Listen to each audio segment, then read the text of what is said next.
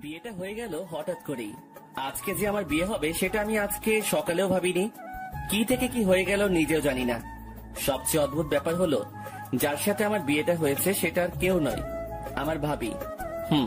আমার আপন বড় ভাইয়ের বউ, যাকে আজকে সকালেও আমি ভাবি বলে ডেকেছি। কিন্তু এখন আমার বউ, এখন দাঁড়িয়ে আছি বাসার ছাদের উপর, আর ভাবি মানে আমার বউ বাসর ঘরে অপেক্ষা করছে আমার জন্য।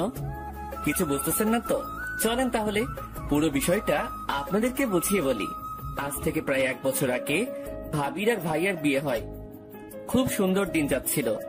ভাইয়া ইটালি থাকতো, আমি আম্মু আব্বুর বাড়িতে থাকতাম। আমি তখন অনার্স 3য় বর্ষের স্টুডেন্ট ছিলাম। ভাইয়া আর আমার সম্পর্ক ছিল বন্ধুর মতো, দুজনে খুবই ক্লোজ ছিলাম। বাবার একটা দোকান ছিল, ভাইয়া ইটালি যাওয়ার পর বিক্রি করে দিয়েছে, কারণ ভাইয়ার নিষেধ ছিল বাবা যেন আর কোনো কাজ না করে।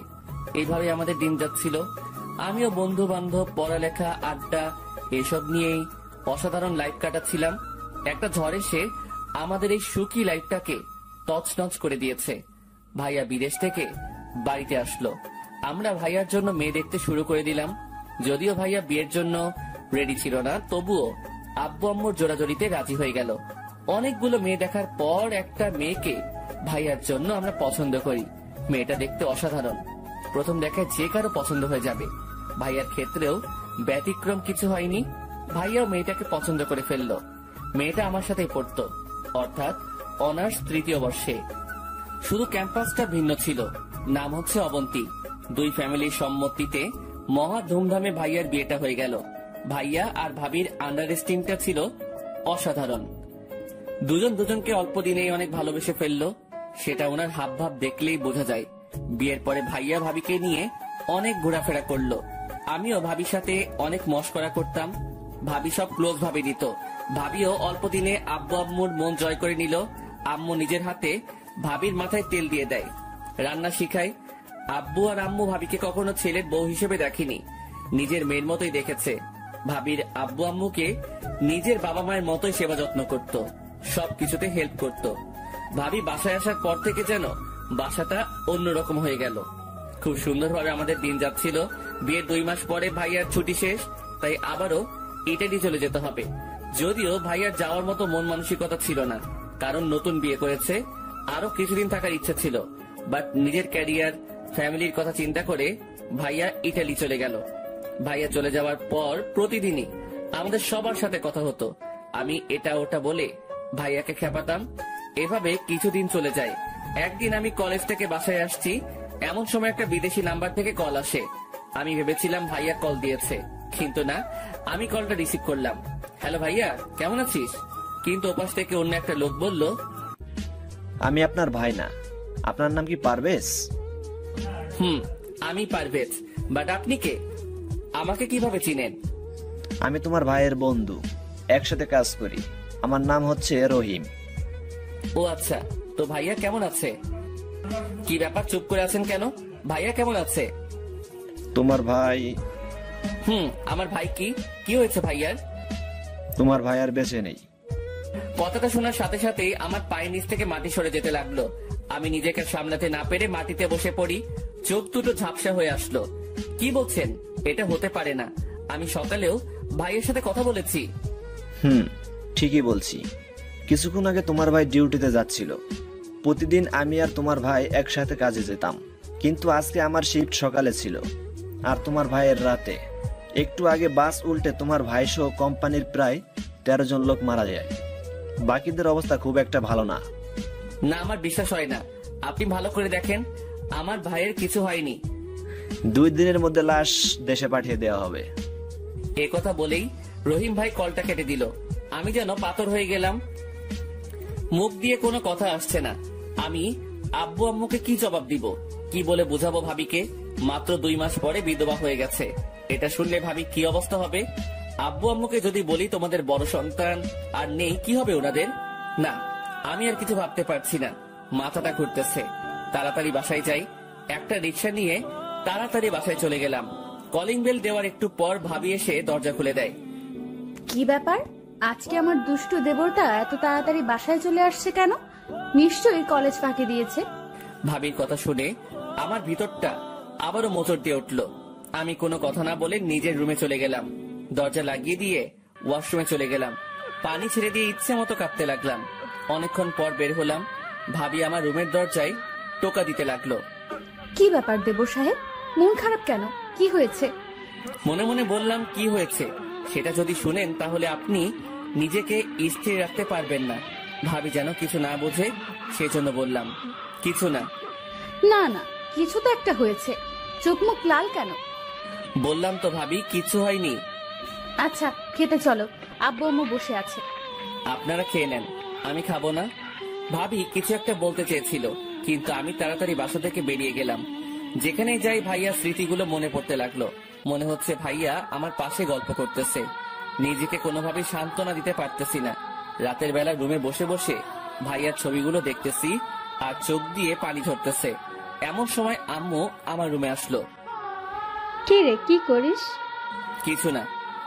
কাঁদতেছিস কেন? কই না, মনে হয় চোখে কিছু একটা পড়েছে। মিথ্যা বলবি না। তোর হাতে কার ছবি? আম্মু ছবিগুলো আমার হাত থেকে নিয়ে দেখে আমার আর ভাইয়ার ছবি, তারপর বলে, ভাইয়ের কথা মনে করে কাঁদতেছিস? আমি আর নিজেকে কন্ট্রোল করতে না পেরে আম্মুকে জড়িয়ে ধরে কাঁদতে শুরু করলাম। এই, হঠাৎ করে তোর কি হলো? কিছু না, ভাইয়াকে খুব মিস করতেছি। পাগল একটা, ওরে কল দিয়ে কথা বল। ও আচ্ছা, ভালো কথা। সকাল থেকে তোর ভাই কল দেয়নি। অবন্তী নাকি কল দিয়েছিল, বারবার মোবাইল অফ পাচ্ছে। তুই একটু দেখ তো। আমি হ্যাঁ সূচক মাথা নাড়ালাম। তারপর আম্মু রুম থেকে চলে গেল। আমি আবারও ছবিগুলো দেখতে লাগলাম। এভাবে 2 দিন চলে গেল। আম্মু আব্বু ভাবি সবাই অনেক টেনশন করতেছে। ভাইয়ার কোনো খবর নাই। আমি জেনেও ওনাদের কিছু বলতে পারছি না। পরের দিন একটা অচেনা নাম্বার থেকে কল আসে। হ্যালো। আপনার নাম কি পারভেজ? জি, আপনি কে? আমি কাস্টম থেকে বলছি। আপনার ভাইয়ের লাশ এসেছে, এসে নিয়ে যান। আমি আর কোনো কিছু না বলে দৌড় দিলাম। একটা গাড়ি নিয়ে তাড়াতাড়ি এয়ারপোর্টে গেলাম। দেখলাম অনেকগুলো লাশ একসাথে শুয়াই রাখছে। দেখে এই ভিতরটা কেঁদে উঠলো। তারপর কয়েকজন পুলিশ লাশগুলোকে পোস্টমর্টেম করার জন্য লাশবাহী গাড়িতে উঠিয়ে হাসপাতালে নিয়ে গেল। অনেক রিকোয়েস্ট করার পরও ওরা আমাদের কারো কথা শুনলো না। পুলিশের পিছে পিছে হাসপাতালে গেলাম। অনেকক্ষণ ধরে হাসপাতালে বসে আছি। চারপাশে অন্যান্য লোকগুলো কেঁদেই যাচ্ছে। আমারও চোখ দিয়ে পানি ঝরতেছে। এখনো বিশ্বাস হচ্ছে না যে আমার ভাই আর বেঁচে নেই। তারপর প্রত্যেকটা লাশ তাদের আত্মীয়দের নিকট দিয়ে দেওয়া হচ্ছে। আমি ভাইয়ার লাশের পাশে দাঁড়িয়ে রইলাম। ভাইয়ার চেহারার দিকে তাকিয়ে আছি। দেখে মনে হচ্ছে আমার ভাইটা এখনো হাসতেছে, কিছুই হয়নি। কি সুন্দর ঘুমাচ্ছে আমার ভাই। আমি ভাইয়ার দিকে তাকিয়ে কাঁদতেছি। এমন সময় কেউ একজন কাঁধের উপর হাত দেয়। ঝাপসা চোখে তাকিয়ে দেখি একজন ডাক্তার। লাশ বেশিক্ষণ উপরে রাখা ঠিক হবে না। মেডিসিন দেওয়া ওনাদের শরীরে। যত তাড়াতাড়ি সম্ভব দাফনের ব্যবস্থা করেন। আমি আর কিছু বললাম না। হাসপাতাল থেকে একটা অ্যাম্বুলেন্স নিয়ে ভাইয়ার লাশটা উঠালাম। গাড়ি তার আপন মনে চলতেছে। আমি আব্বু আম্মু আর ভাবিকে কি জবাব দিব? তারপরে অ্যাম্বুলেন্স আমাদের বাসার সামনে গিয়ে দাঁড়ালো। অ্যাম্বুলেন্সের আওয়াজ শুনে আব্বু আম্মু ভাবি সহ আশেপাশের সবাই বাইরে আসলো। কিরে, অ্যাম্বুলেন্স কেন? আর এটা কার লাশ? আমাকে নামতে দেখে সবাই একটু অবাক হলো। আমি অ্যাম্বুলেন্সের পেছনে দরজাটা খুলে ভাইয়ার লাশটা বের করলাম। আম্মু আব্বু ভাবি সবাই এগিয়ে আসলো। আমি আর কোনো কথা না বলে ভাইয়ার মুখের উপরে থাকা সাদা কাপড়টা সরিয়ে দিলাম। ভাইয়াকে দেখে আম্মু একটা চিৎকার দিয়ে অজ্ঞান হয়ে যায়। বাবা এসে জড়িয়ে ধরে। ভাবি ঠাস করে বসে যায়। অঝোর ধারায় সবাই কান্না করতে থাকে। এরপর ভাইয়ার কাফন দাফন শেষ হয়। আমি আর বাবা অনেক সময় ভাইয়ার কবরের পাশে দাঁড়িয়েছিলাম। বাবা বাসায় আসতে চাইনি। একসময় আমি জোর করে বাসায় নিয়ে আসি। বাসায় আসার পর ভাবি আর আম্মু আমাকে জড়িয়ে ধরে অনেক কান্না করে। আমিও নিষেধ করিনি। আমি স্ট্রং ছিলাম, কারণ আমিও যদি ভেঙে পড়ি ফ্যামিলির কেউই হয়তো ভালো থাকবে না। সেদিন থেকে আমাদের পরিবারের মুখের হাসিটা উড়ে গেল। ভাবি একদম স্তব্ধ হয়ে যায়। ভাইয়া মারা যাওয়ার পর ফ্যামিলিতে ক্রাইসিস শুরু হয়, কারণ আগে ভাইয়ার টাকা দিয়ে সব খরচ হতো। আব্বুর দোকানটাও বিক্রি করে দিচ্ছে। আর আব্বুর এখন যে অবস্থা, তার দ্বারা কোনো কাজ করা পসিবল না। বাধ্য হয়ে আমি নেমে গেলাম জীবন যুদ্ধে। অনার্সটা শেষ না করার কারণে ভালো কোনো চাকরি পাইনি।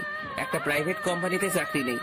আমার কাজ হচ্ছে বাজারের প্রত্যেকটা দোকানে গিয়ে কার কি মাল লাগবে সেটা লিখে এনে মালগুলো আবার পৌঁছে দেওয়া, যাকে বলা হয় স্যার। ভাইয়ার কথা খুব মনে পড়তো, কত কষ্ট করে ভাইয়ার টাকা ইনকাম করতো, এখন হারে হারে টের পাচ্ছি। বেতন ছিল কম, মাত্র 8,000 টাকা, যেটা দিয়ে ফ্যামিলি কোনো মতো চললেও আব্বু আম্মুর মেডিসিন কেনা প্রায় অসম্ভব। তাই বন্ধুদেরকে বলে কয়েকটা টিউশনি নিয়ে নিলাম।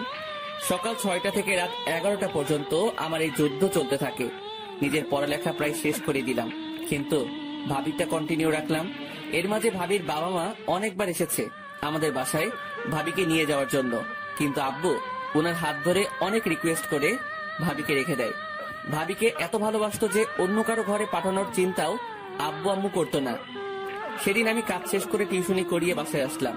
রুমে গিয়ে কাপড় চেঞ্জ করে নিলাম, তখন বাবা আমার রুমে আসলো। আরে আব্বু, আসো, ভিতরে আসো। আমার পাশে বস। আমি গিয়ে বাবার পাশে বসলাম। বাবা আমার হাত ধরে বলল, তোর খুব কষ্ট হচ্ছে রে। আরে ধুর, এগুলো কি বলো? তোর জন্য আমরা কিছুই করতে পারিনি, তুই আমাদের মাফ করে দিস। আব্বু, তুমি কি পাগল হইছো? এগুলো কি বলো? আমার ফ্যামিলি আমি না দেখলে কে দেখবে? আর আমার কোনো কষ্ট হচ্ছে না।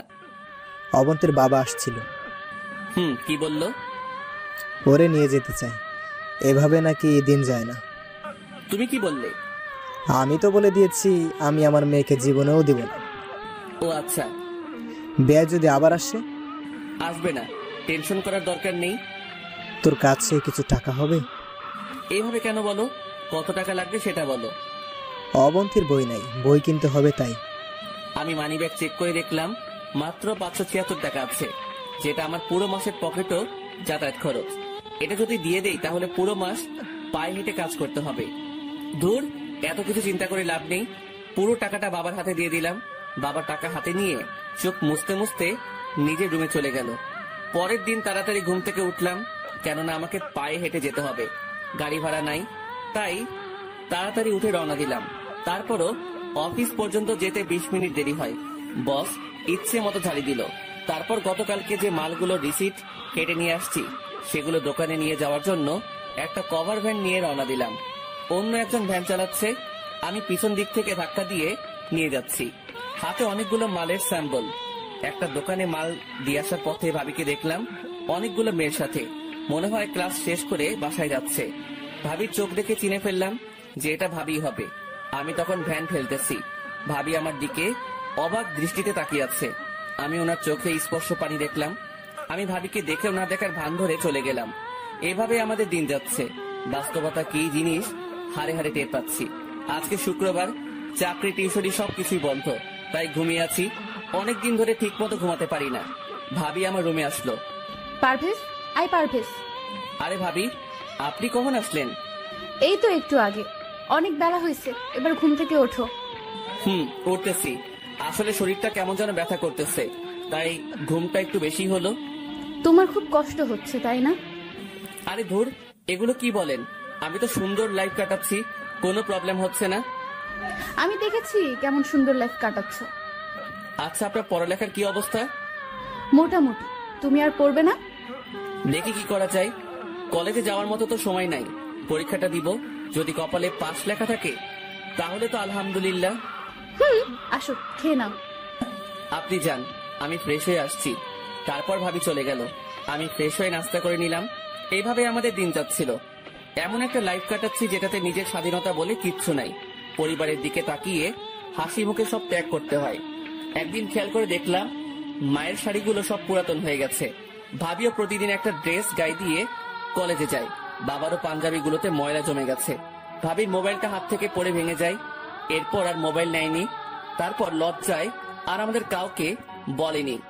সবকিছু মিলিয়ে সবারই অবস্থা খারাপ। নিজের শখের জিনিসগুলো বিক্রি করে দিলাম। আমার কম্পিউটার, গিটার, হাতের ঘড়ি এবং শখের মোবাইলটাও বিক্রি করে দিলাম সবার অজান্তে। তারপর আব্বু আম্মু আর ভাবিকে নিয়ে শপিং এ গেলাম। আব্বুর জন্য কয়েকটা লুঙ্গি, পাঞ্জাবি আর গেঞ্জি নিয়ে নিলাম। আম্মুর জন্য শাড়ি, ছায়া, ব্লাউজ আরো টুকটাক জিনিস নিলাম। ভাবিকে ওনার পছন্দ মতো নিতে বললাম। উনি কয়েকটা 3 পিস, জুতা, কিছু কসমেটিক্স নিল। আম্মু বলল, তোর জন্য কিছু নিবি না? না, আমার সব আছে। তারপর ওনাদের বাইরে দাঁড় করিয়ে রেখে আমি একটা মোবাইলের দোকানে গেলাম। আমার জন্য একটা নর্মাল মোবাইল নিলাম আর ভাবির জন্য একটা স্মার্টফোন নিলাম। তারপর ওনাদেরকে নিয়ে বাসায় চলে আসলাম। রাতের বেলা সবাই আমার রুমে আসলো, কি ব্যাপার সবাই একসাথে? কেন আসতে পারি না? আরে আসতে না পারার কি আছে, আসো। সবাই এসে বসলো। আমি ব্যাগ থেকে ভাবির জন্য কেনা মোবাইলটা ভাবির হাতে দিলাম। কি এটা? মোবাইলটা আপনার জন্য দিলাম। আমার তো এখন মোবাইলের কোনো দরকার নেই। টাকা নষ্ট করলেন কেন? সত্যি করে বলতো, তুই টাকা কোথায় পেলি? আমার কাছে জমানো ছিল। মিথ্যা বলিস কেন? সত্যি করে বল, টাকা কোথায় পাইছিস? কম্পিউটার, গিটার আর মোবাইলটা বিক্রি করে দিয়েছি। কেন, তোরে এগুলো বিক্রি করতে কে বলেছে? তোমাদের সবার কাপড় চোপড় গুলো পুরাতন হয়ে গেছে, দেখতে তো খারাপ লাগে, সেজন্য। তাই বলে এগুলো বিক্রি করে দিবে? আরে কোনো সমস্যা নাই, আমি এখন কম্পিউটার চালানোর মতো সময় পাই না। আর গিটার তো বিলাসিতা ছাড়া কিছুই না, এগুলো একটারও আমার দরকার নেই। মোবাইল কেন বিক্রি করলে?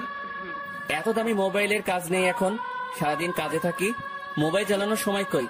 আর মোবাইলের প্রতি এত শখ নাই, একটা নর্মাল হলেই চলবে। কেউ আর কিছু বললো না, নির্বাক হয়ে আমার দিকে তাকিয়ে রইলো। সবার চোখে যে পানি চলে আসছে সেটা আমি ভালো করে দেখছি।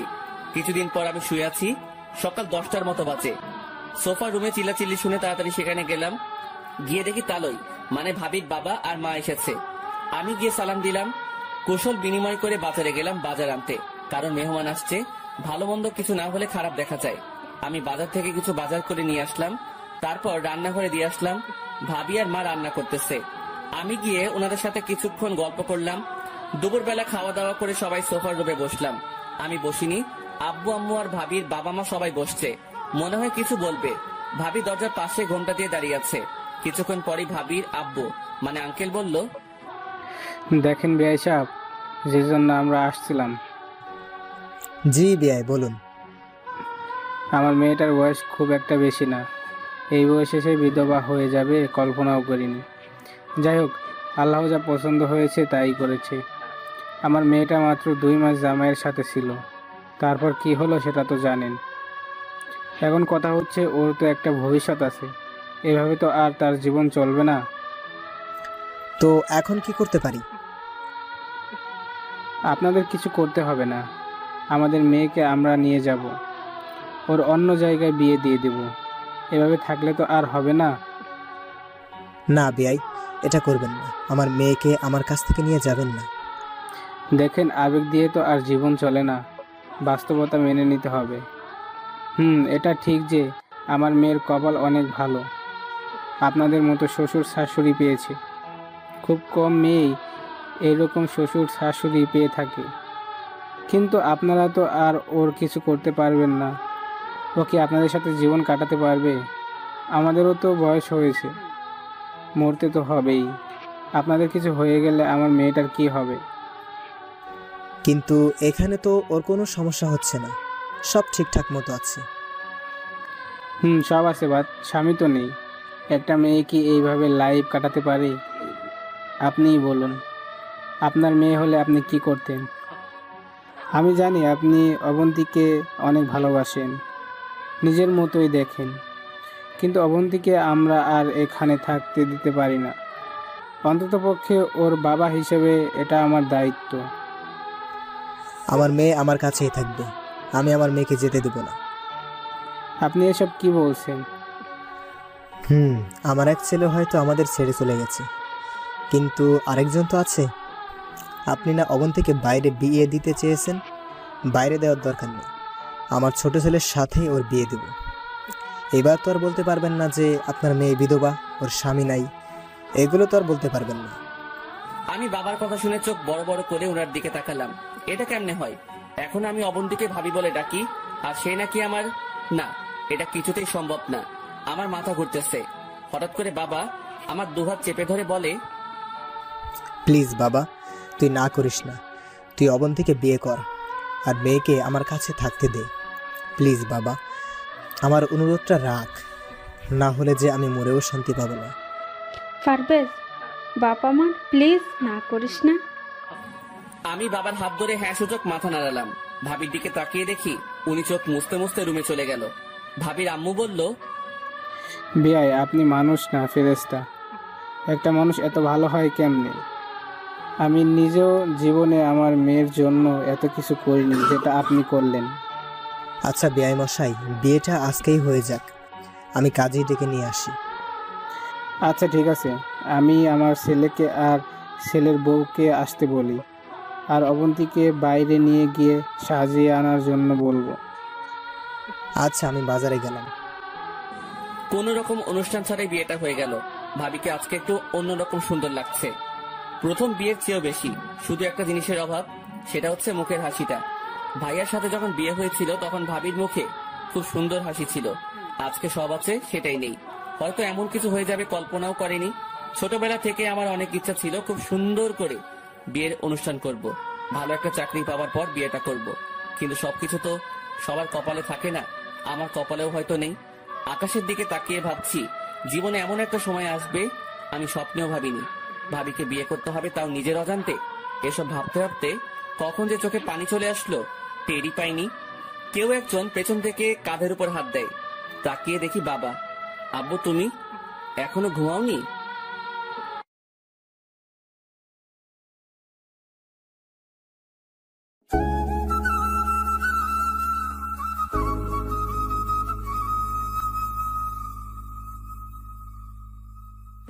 কোন রকম অনুষ্ঠান ছাড়াই বিয়েটা হয়ে গেল। ভাবিকে আজকে একটু অন্যরকম সুন্দর লাগছে। প্রথম বিয়ের চেয়েও বেশি। শুধু একটা জিনিসের অভাব, সেটা হচ্ছে মুখের হাসিটা। ভাইয়ার সাথে যখন বিয়ে হয়েছিল তখন ভাবির মুখে খুব সুন্দর হাসি ছিল। আজকে সব আছে, সেটাই নেই। হয়তো এমন কিছু হয়ে যাবে কল্পনাও করেনি। ছোটবেলা থেকে আমার অনেক ইচ্ছা ছিল খুব সুন্দর করে বিয়ের অনুষ্ঠান করব, ভালো একটা চাকরি পাওয়ার পর বিয়েটা করব। কিন্তু সবকিছু তো সবার কপালে থাকে না, আমার কপালেও হয়তো নেই। আকাশের দিকে তাকিয়ে ভাবছি জীবনে এমন একটা সময় আসবে আমি স্বপ্নেও ভাবিনি। ভাবিকে বিয়ে করতে হবে, তাও নিজের অজান্তে। এসব ভাবতে ভাবতে কখন যে চোখে পানি চলে আসলো টেরই পাইনি। কেউ একজন পেছন থেকে কাঁধের উপর হাত দেয়। তাকিয়ে দেখি বাবা। আব্বু তুমি এখনো ঘুমাওনি? পৃথিবীর নিকৃষ্ট বাবার মধ্যে আমি একজন, যে অন্যের মেয়ের জন্য নিজের ছেলেকে কোরবানি দিলাম। তোর সাথে আমি অনেক বড় অন্যায় করেছি। এই বয়সে সবাই ঘোরাফেরা করতেছে, আর আমি তোর কাঁধে সব চাপ তুলে দিলাম। আবার তোর অমত থাকা সত্ত্বেও অবন্তীর সাথে তোর বিয়ে দিয়ে দিলাম।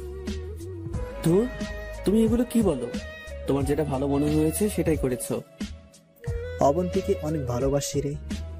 মেয়েটাকে ছাড়া ঘরটা কেমন যেন ফাঁকা ফাঁকা লাগে। যা, অনেক রাত হয়েছে, এবার ঘরে যা। মেয়েটা অনেকক্ষণ ধরে বসে আছে। আমি আর কোনো কথা না বলে নিচে চলে আসলাম। এসে রুমে চলে গেলাম। দরজা খুলে ভিতরে গিয়ে দেখি ভাবি মানে অবন্তী ভাইয়া একটা ছবির দিকে তাকিয়ে কাঁদতেছে। আমার ঠিক কি করা উচিত কিছুই বুঝতেছি না। আমি খাটের পাশে গিয়ে দাঁড়িয়ে রইলাম। একটু পর ভাবি, না আর ভাবি বলবো না, কারণ সে এখন আমার স্ত্রী। বলল, পারভেজ, জি। তোমার সাথে কিছু কথা আছে। বলেন। আমি জানি তুমি ছেলেটা অনেক ভালো। তোমার মতো ছেলেকে স্বামী হিসেবে পাওয়া সত্যিই ভাগ্যের ব্যাপার, কিন্তু আমি তোমাকে কখনো স্বামী হিসেবে মানতে পারবো না। অবাক হয়ে ওনার দিকে তাকিয়ে রইলাম। তুমি তো জানোই তোমার ভাইকে আমি কতটা ভালোবাসি। তোমার ভাইয়ের জায়গায় আমি অন্য কাউকে জীবনেও কল্পনা করতে পারবো না। যেদিন প্রথম বউ সেজে তোমাদের বাসায় এসেছিলাম তখনই ওয়াদা করেছি তোমার ভাইকে ছাড়া জীবনে আর কারো দিকে তাকাবোও না। আমার থেকে তোমার ভাই আমাকে বেশি ভালোবাসতো। কতটা ভালোবাসতো সেটা হয়তো কল্পনাও করা যাবে না। তুমি হয়তো আমাকে প্রশ্ন করতে পারো, আমি যদি অন্য কাউকে স্বামী হিসেবে না মানতে পারি তাহলে তোমাকে কেন বিয়ে করলাম? হ্যাঁ, এটার উত্তরও দিয়ে দিচ্ছি। তোমার সাথে বিয়ে না হলে অন্য কোথাও ঠিকই বাবা মা আমাকে বিয়ে দিয়ে দিত, কিন্তু আমি এখানে আব্বু আম্মু আর তোমার কাছ থেকে যে ভালোবাসা আদর যত্ন পেয়েছি অন্য কোথাও সেটা নাও পেতে পারি। আমার মনের অবস্থাটা তোমরা একটু হলেও বুঝবে, বাট অন্যরা বুঝবে না। জানো পারভেজ, আমি হচ্ছে পৃথিবীর সবচেয়ে বড় অভাগা। সুখ ঠিকই আসলো, কিন্তু কপালে লেখা ছিল না। তুমি আমাকে মাফ করে দিও। তোমার সুন্দর জীবনটা আমি নষ্ট করে দিলাম। জানো, আমার অনেক ইচ্ছা ছিল তোমার জন্য খুব সুন্দর একটা মেয়ে দেখব, তারপর তোমার সাথে বিয়ে দেব। আমরা যা হিসেবে নয় বোন হিসেবে থাকতাম। একবার চিন্তা করো কত সুন্দর হতো আমাদের ফ্যামিলিটা। তুমি প্লিজ আমাকে মাফ করে দিও। আমি তোমাকে স্বামী হিসেবে মানতে পারছি না। অনেক রাত হয়েছে, ঘুমিয়ে পড়ুন। এটুকু বলেই বারান্দায় চলে গেলাম। এমন কিছু হবে আমি জীবনেও কল্পনা করিনি। আমি ভাবছি অন্য কোথাও অবন্তীর বিয়ে হয়ে গেলে সে সুখে থাকবে না। সবকিছু মানিয়ে নিতে একটু সময় লাগবে। আমার সাথে বিয়ে হয়ে গেলে হয়তো অবন্তীর কোনো আফসোস থাকতো না। কিন্তু কি ভাবলাম আর কি হয়ে গেল। আসলে সবকিছু সবার কপালে থাকে না। আমার কপালে যে এত খারাপ হবে আমি কখনো ভাবিনি। কত সুখেই না ছিলাম আমি, কিন্তু আজ সুখের চিহ্ন নাই। মনে মনে বাবার উপর রাগ হচ্ছে। ওনার আবেগ রাখতে গিয়ে আমার জীবনটাই শেষ। ভাইয়ার কথা খুব মনে পড়তেছে। আমি রুম থেকে বেরিয়ে গেলাম। ভাইয়ার কবরের কাছে যাব। ঘড়িতে দেখলাম 12টা বাজে। আমি কাউকে কিছু না বলে বাসা থেকে বেরিয়ে গেলাম। বাইরে খুব সুন্দর চাঁদের আলো। একা একা হাঁটতেছি। কিছুক্ষণ পর ভাইয়ার কবরের কাছে গেলাম। কবরের বেড়াটা ধরে তাকিয়ে রইলাম কবরের দিকে। ভাইয়া আর আমার স্মৃতিগুলো মনে পড়তে লাগলো। নিজেই বলতে শুরু করলাম, ভাইয়া কেমন আছিস? তোর কি সময় হবে একটু কথা বলতাম? জানিস তুই যে আমার মাথার উপর ছায়ার মতো ছিলি, এখন হাড়ে হাড়ে টের পাচ্ছি। যখন যেটা চেয়েছি সেটাই তুই আমাকে দিয়েছিস, কিন্তু দেখ আমি কি হতভাগা। তোর জন্য কিছুই করতে পারলাম না। তুই যখন ফ্যামিলি চালাইছিস রাজার মতো চলেছি আমরা, অথচ দেখ আমি কিভাবে চালাচ্ছি। এক বেলা খেলে পরের বেলা না খেয়ে থাকতে হয়। বাবা মাকে আমি সুখে রাখতে পারছি না। জানিস ভাই, এখনো আমি কোনো জিনিস কিনলে তোর জন্য কিনে রাখি। আমি যেখানে যাই না কেন সব সময় যেন মনে হয় তুই আমার পাশেই আছিস। ভাই তোর মনে আছে তুই যেদিন বাইক কিনেছিলি, চাবিটা আমার হাতে দিয়ে দিলি আর বললি বাইকটা আজ থেকে তোর। তুই আমার জন্য অনেক স্যাক্রিফাইস করেছিস, কিন্তু দেখ আমি কত বড় হারামি। তোর জন্য তো কখনো স্যাক্রিফাইস করিনি, বরং তোর বউটাকে নিজের বউ করে নিয়েছি। ভাই বিশ্বাস কর, আমি অনন্তীকে বউ হিসেবে কল্পনাও করিনি।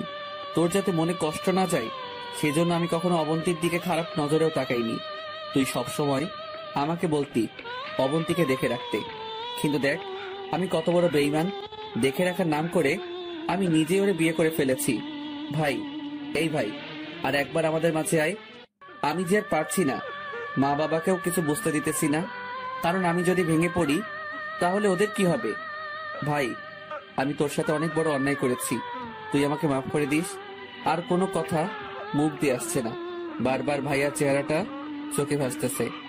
আরো কিছুক্ষণ কবরের পাশে থেকে বাসার দিকে হাঁটা দিলাম। ভাবতে লাগলাম আমি হয়তো একমাত্র ব্যক্তি যে বাসরাতে নিজের বউয়ের সাথে না থেকে একটা কবরস্থানের মধ্যে রাত কাটিয়ে দিল। বাসায় যাওয়ার পর দেখলাম অবন্তী এখনো নাক টেনে টেনে কাঁদতেছে। কি ব্যাপার, আপনি এখনো ঘুমাননি? কোথায় গিয়েছিলে? ছাদে। রাত অনেক হয়েছে, ঘুমিয়ে যান। তারপর আমি একটা বালিশ নিয়ে ফ্লোরে ঘুমিয়ে পড়লাম। সকালবেলা ফজরের আজানের সময় ঘুমটা ভেঙে যায়। আমি উঠে নামাজ পড়ার জন্য রেডি হচ্ছি। অবন্তীর দিকে তাকিয়ে দেখি বাচ্চাদের মতো ঘুমাচ্ছে। কিছুক্ষণ তাকিয়ে থাকলাম, তারপর বাসা থেকে বের হয়ে মসজিদে চলে গেলাম। নামাজ পড়ে এসে দেখি অবন্তীও উঠে গেছে। আমি ওয়াশরুমে গিয়ে গোসল করে নিলাম। কাজে চলে যেতে হবে, পকেটে কোনো টাকা নেই, তাই হেঁটেই যেতে হবে। তাড়াতাড়ি না গেলে বসের ঝাড়ি খেতে হবে। গোসল করে রেডি হয়ে রুম থেকে বের হলাম। দেখি মা রান্না করছে আর অবন্তী সেগুলো সাজিয়ে দিচ্ছে। বাবা বসে বসে খবরের কাগজ পড়তেছে। আমাকে এত সকাল সকাল রেডি হতে দেখে বলল, কি রে, তুই কই যাস? আব্বু কাজে যাচ্ছি। কালকেও যাইনি।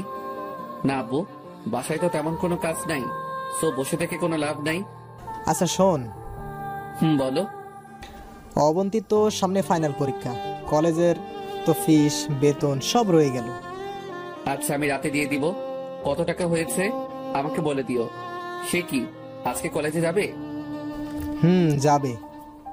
ওকে, তাহলে কলেজে গিয়ে কত টাকা হয়েছে সেটা জেনে আমাকে বলার জন্য বলিও। আচ্ছা ঠিক আছে। ওকে, আমি বের হচ্ছি। তারপর বেরিয়ে গেলাম। কি করব বুঝতেছি না। অবন্তীর ফাইনাল পরীক্ষা মানে তো আমারও ফাইনাল পরীক্ষা, কারণ অবন্তী আর আমি সেম ইয়ারেই পড়ি, শুধু ক্যাম্পাসটা ভিন্ন। যখন কলেজে নিয়মিত যাইতাম টাকা খরচ করতাম, কত বন্ধু বান্ধব ছিল, আর এখন টাকাও নাই, বন্ধুও নাই। ফাইনাল এক্সাম চলে আসছে, অথচ কেউ একটু আমাকে জানালোও না। আমারও অনেক ইচ্ছা ছিল অনার্সটা অন্তত শেষ করা, কিন্তু কিভাবে কি করব? অবন্তীর টাকা দেওয়ার মতো টাকাও তো আমার হাতে নাই। প্রতিদিনের মতো গোডাউনে চলে গেলাম। বস সেখানে বসে আছে। আসসালামু আলাইকুম বস। কি অবস্থা মিস্টার পারভেজ? কালকে আসুনি যে? বস একটু কাজ ছিল। এত কি কাজ তোমার? এত কাজ হলে কি দরকার চাকরি করার? চুপ করে দাঁড়িয়ে আছি। যাও, আজকে সবগুলো মাল সেল করে আসবে, না হলে বেতন কেটে নিয়ে যাওয়া হবে। এখনো দাঁড়িয়ে আছি। কি ব্যাপার, দাঁড়িয়ে আছো কেন? কিছু বলবা নাকি? জি বস, একটা কথা ছিল। কি কথা? আমাকে যদি এই মাসে টাকাটা অগ্রিম দিতেন তাহলে অনেক উপকার হতো, আমার খুব দরকার। তোমার কাজ করার দরকার নাই, আসছে উনি কাজ ছাড়া টাকা নিতে। ভালো লাগলে কাজ করো, না হলে চলে যাও। ভালো লাগলে কাজ করো, না হলে চলে যাও। আমি আর কোনো কথা না বলে মালগুলো নিয়ে বেরিয়ে গেলাম। অবন্তীর পরীক্ষার টাকা কোথায় পাবো সেই চিন্তায় আমি শেষ। হাতের ঘড়িটা অনেক দামি ছিল, ভাইয়া ইটালি থেকে নিয়ে আসছিল। বাংলা টাকায় অনেক দাম, উপায় না পেয়ে সেটা বিক্রি করার সিদ্ধান্ত নিলাম। ভাইয়া শেষ চিহ্নটুকু বিক্রি করে দিলাম। কয়েকটা দোকানে মাল সেল দেওয়ার পর আইমানের সাথে দেখা। কি রে পারভেজ, তুই এগুলো কি করিস? আইমান বন্ধু তুই? হাই রে, কতদিন পর দেখা। কি অবস্থা তোর? আমি তো আছি, তুই এগুলো কি করিস? চাকরি নিয়েছি। দূর বেটা, এটা কোনো চাকরি হলো? আর তোর বাবা ইনকাম করে, ভাইয়া ইনকাম করে, তুই এগুলো কেন করিস? তোর তো রাজার হালে থাকার কথা। ছিলাম, বাট এখন প্রজেক্ট থেকেও আমার অবস্থা খারাপ। কেন, কি হয়েছে? সবকিছু বললাম। কি বলিস তুই? তোর পড়ালেখা? আমি তোর ভাই, তাই টাকাটা দিচ্ছি, কিন্তু মনে রাখিস একবারে দিচ্ছি না। তুই ভালো কোনো চাকরি পেলে আমার টাকা দিয়ে দিবি। ওকে চল কলেজে যাই, সবকিছু ঠিক করে আসি। না দোস্ত, তুই যা, আবার এগুলো সেল করতে হবে।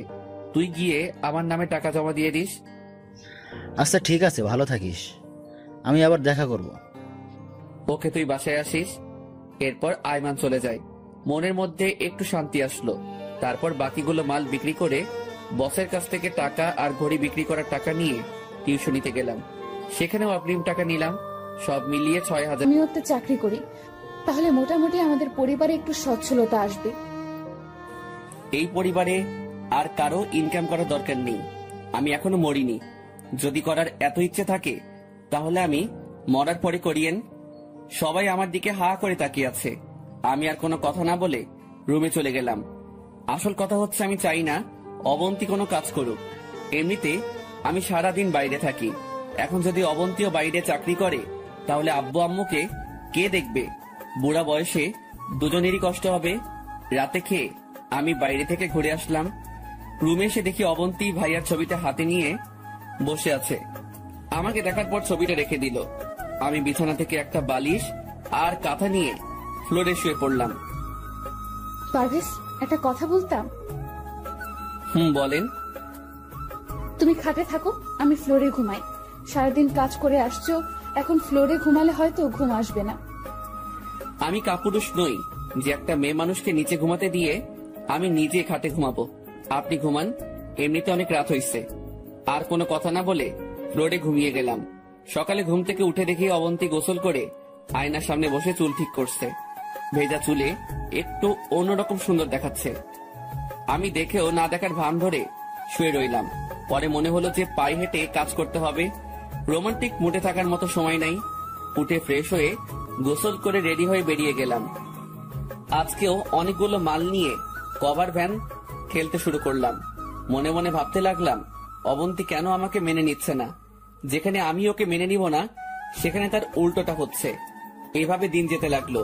বিয়ে করেও আমার আর অবন্তীর সম্পর্ক ভাবি দেবরের মতোই রয়ে গেল। মাঝে মাঝে অবন্তীর উপর অনেক রাগ হয়। কি করব কিছুই বুঝতে পারছি না।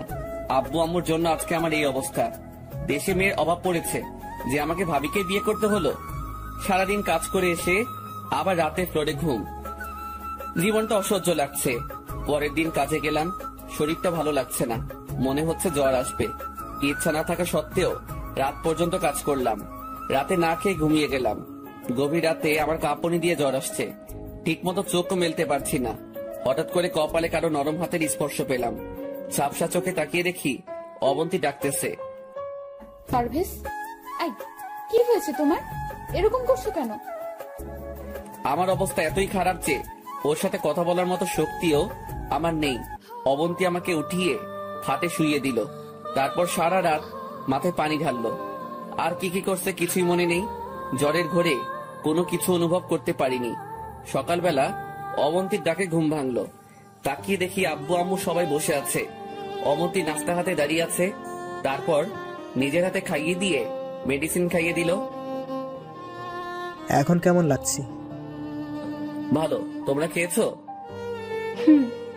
ঠিক মতো খাওয়া দাওয়া করিস না, তাই এমন হলো। ডাক্তার বলেছে কয়েকদিন রেস্টে থাকতে। ডাক্তার কখন আসলো? আরো আগে তুই ঘুমেছিলি। কেন? ফ্লোরে ঘুমানোর কারণে এমন হয়েছে। প্লিজ তুমি খাটে ঘুমাও, আমি নিচে ঘুমাচ্ছি। দরকার নাই, আমার জন্মই হয়েছে নিচে ঘুমানোর জন্য। আমি থাকতে পারবো, সমস্যা নেই, আপনি ঘুমান। কিন্তু কোনো কিন্তু না। নিচে ঘুমালে আপনারও তো সমস্যা হতে পারে, তখন কি করবেন? সো ঘুমিয়ে পড়ুন। অবন্তী কিছু একটা বলতে চেয়েছিল, বাট আমি বলার আর সুযোগ না দিয়ে উল্টো পাশ হয়ে শুয়ে গেছি। ফকিন্নি এটা বলতে পারছে না যে আসো আমরা দুজনে খাটে ঘুমাই। দুজন খাটে ঘুমালে কি এমন সমস্যা হয়ে যাবে? আব্বু আম্মু বুঝে যাবে, তাই অন্য রুমেও যেতে পারছি না। দেখবো অবন্তী ম্যাডাম আপনি কতদিন এভাবে থাকতে পারেন। কয়েকদিন পর মোটামুটি সুস্থ, আবারও কাজে চলে গেলাম। এমন সময় আয়মানের সাথে দেখা হলো। কিরে দোস্ত, কি অবস্থা? এই তো আলহামদুলিল্লাহ ভালো, তোর? ভালোই। তোর কাজ শেষ হতে কতক্ষণ লাগবে? সন্ধ্যা হবে। আচ্ছা, কাজ শেষ করে দেখা করিস। অনেকদিন তোর সাথে আড্ডা দিই না। আচ্ছা ঠিক আছে। তারপর আবার কাজে চলে গেলাম। বিকেলবেলা আইমানের সাথে দেখা করতে গেলাম। আসছিস? বল কি অবস্থা? এই তো চলছে। এই জানিস আগামী মাস থেকে তো পরীক্ষা। কি আগামী মাসে পরীক্ষা? তোর প্রিপারেশন কেমন?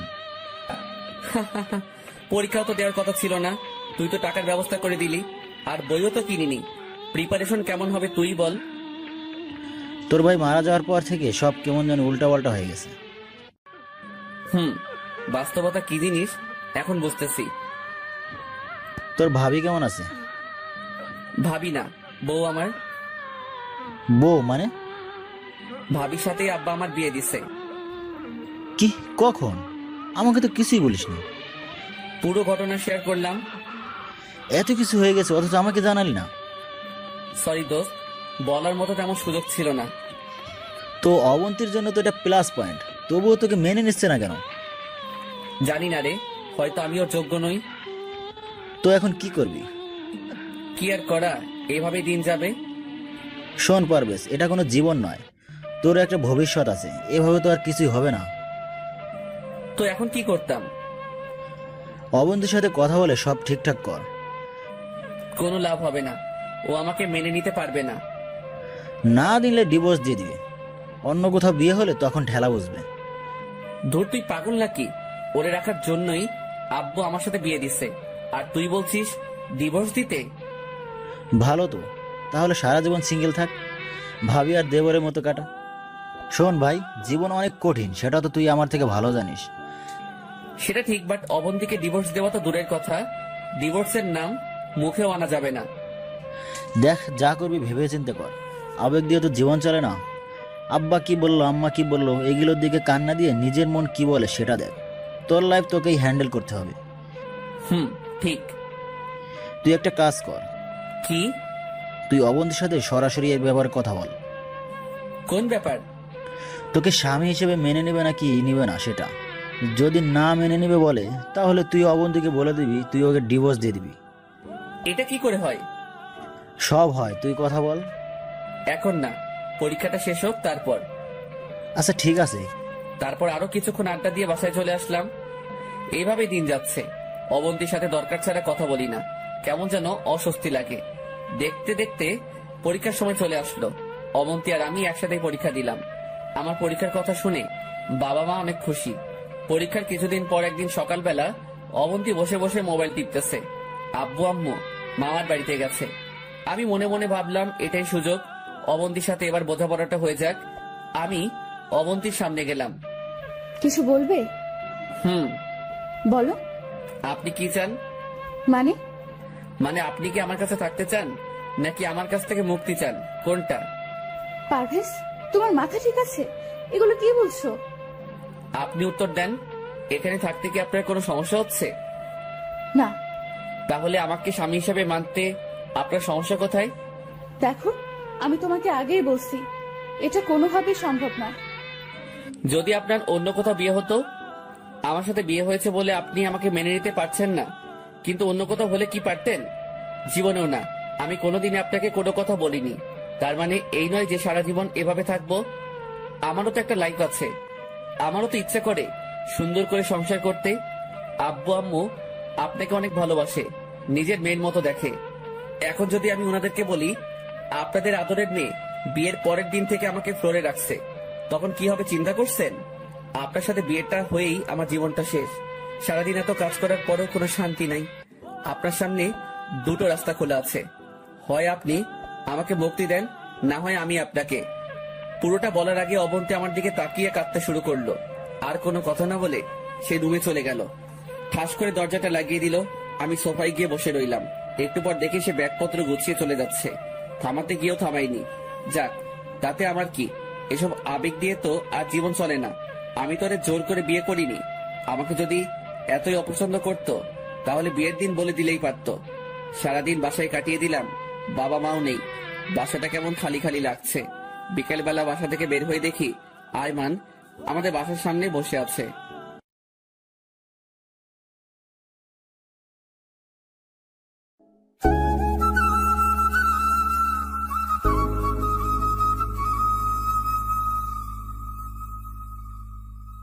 আমার সাথে বিয়ে হয়েছে বলে আপনি আমাকে মেনে নিতে পারছেন না, কিন্তু অন্য কোথাও হলে কি পারতেন? জীবনেও না। আমি কোনোদিনই আপনাকে কোনো কথা বলিনি। তার মানে এই নয় যে সারা জীবন এভাবে থাকবো। আমারও তো একটা লাইফ আছে। আমারও তো ইচ্ছা করে সুন্দর করে সংসার করতে। আব্বু আম্মু আপনাকে অনেক ভালোবাসে, নিজের মেয়ের মতো দেখে। এখন যদি আমি ওনাদেরকে বলি আপনাদের আদরের মেয়ে বিয়ের পরের দিন থেকে আমাকে ফ্লোরে রাখছে, তখন কি হবে চিন্তা করছেন? আপনার সাথে বিয়েটা হয়েই আমার জীবনটা শেষ। সারাদিন এত কাজ করার পরেও কোনো শান্তি নাই। আপনার সামনে দুটো রাস্তা খোলা আছে, হয় আপনি আমাকে মুক্তি দেন, না হয় আমি আপনাকে। পুরোটা বলার আগে অবন্তী আমার দিকে তাকিয়ে কাঁদতে শুরু করলো। আর কোনো কথা না বলে সে রুমে চলে গেল। ঠাস করে দরজাটা লাগিয়ে দিল। আমি সোফায় গিয়ে বসে রইলাম। একটু পর দেখে সে ব্যাগপত্র গুছিয়ে চলে যাচ্ছে। থামাতে গিয়েও থামাইনি। যাক, তাতে আমার কি? এসব আবেগ দিয়ে তো আর জীবন চলে না। আমি তো ওদের জোর করে বিয়ে করিনি। আমাকে যদি এতই অপছন্দ করতো তাহলে বিয়ের দিন বলে দিলেই পারতো। সারাদিন বাসায় কাটিয়ে দিলাম, বাবা মাও নেই। বাসাটা কেমন খালি খালি লাগছে। বিকেলবেলা বাসা থেকে বের হয়ে দেখি আয়মান আমাদের বাসার সামনে বসে আছে। কি রে, তুই এখানে? কেন আসতে পারি না? আরে ধুর, সেটা না।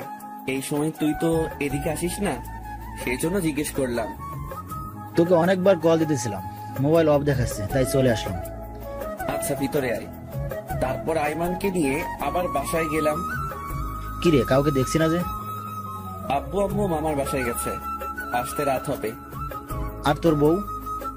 ও ওর বাপের বাড়িতে চলে গেছে। কেন? আমার সাথে ঝগড়া করে। তুই আবার কি করলি? পুরো ঘটনা শেয়ার করলাম। তো এখন কি সিদ্ধান্ত নিলি? অবন্তীকে রাখবি নাকি ডিভোর্স দিয়ে দিবি? এখনো কিছু চিন্তা করিনি। যেটা ভালো মনে হয় সেটাই কর। আরো কিছুক্ষণ আড্ডা দিয়ে আইমান চলে গেল। মাগরিবের পরে নামাজ পড়ে আর বাসায় আসিনি। ভাইয়ার কবরের কাছে গেলাম।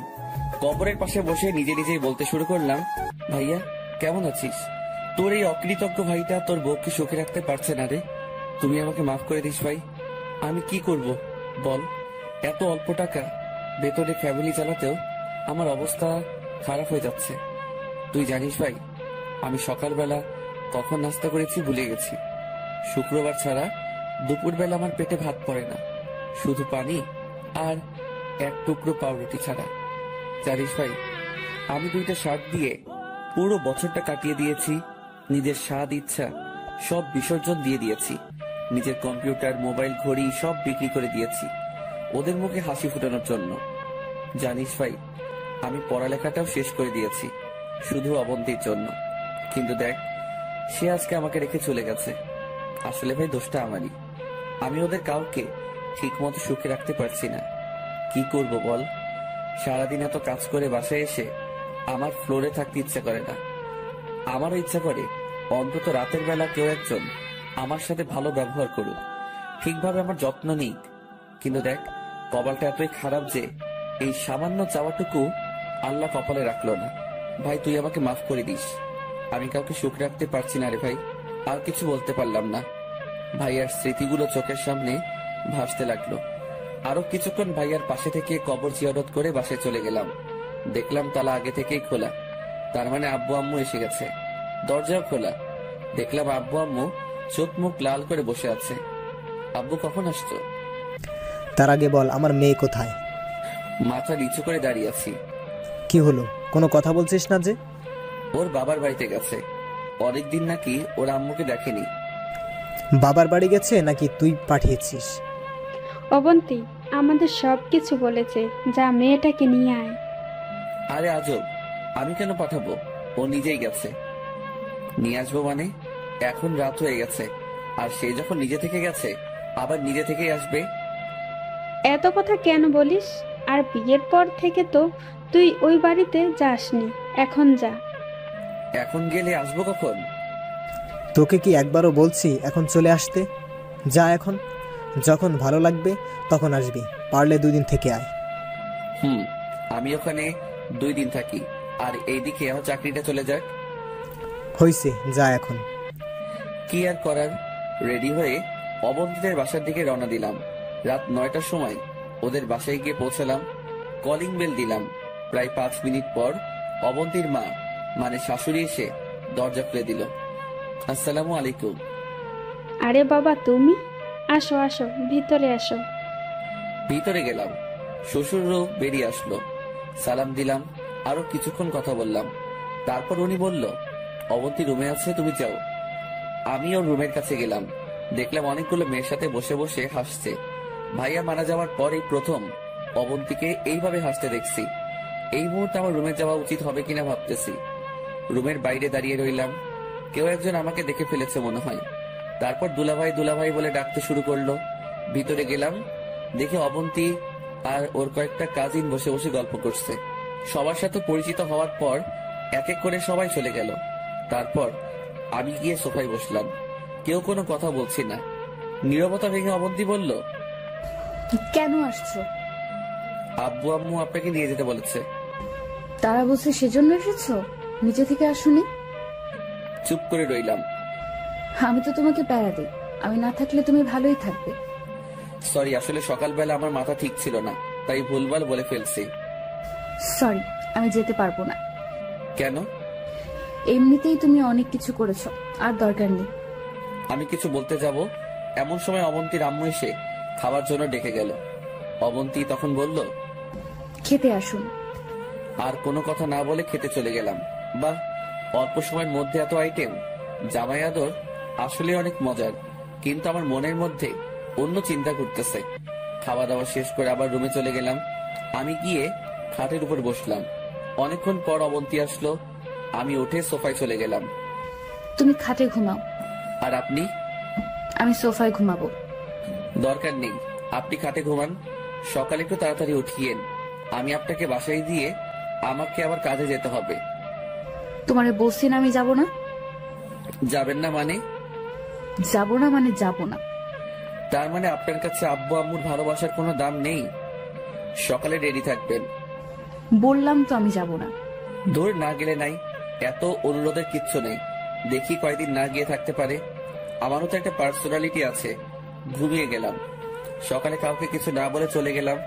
বাসায়ও গেলাম না, সরাসরি কাজে চলে গেলাম। এর মধ্যে বাবা কয়েকবার কল দিয়েছে, বাট ধরিনি।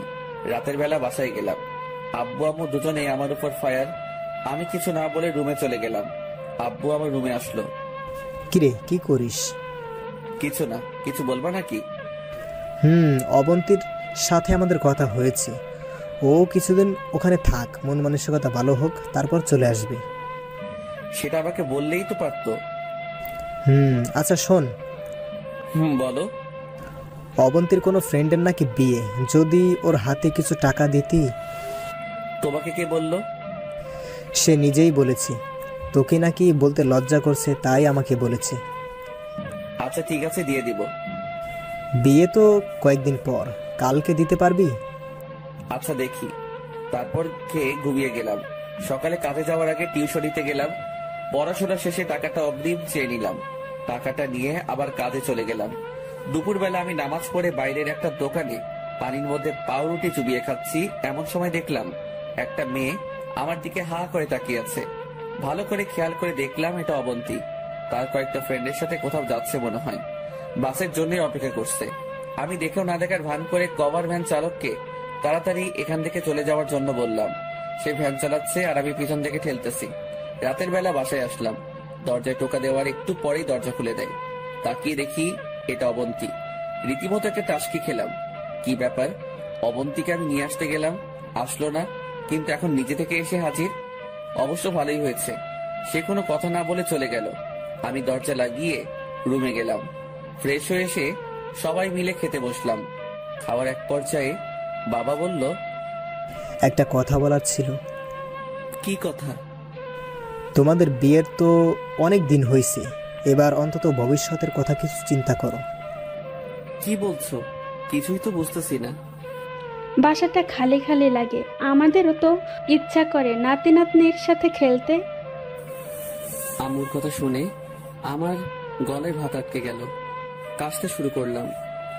মনে মনে বললাম, এখনো ফ্লোর থেকে খাটে উঠতে পারিনি, আর আম্মু বাচ্চার চিন্তা করতেছে। আম্মু, দিল্লি এখনো বহুদূর, তোমার কপালে নাতি নাই। কিছু না বলে চুপচাপ খেয়ে উঠে গেলাম। রুমে গিয়ে বসে আছি।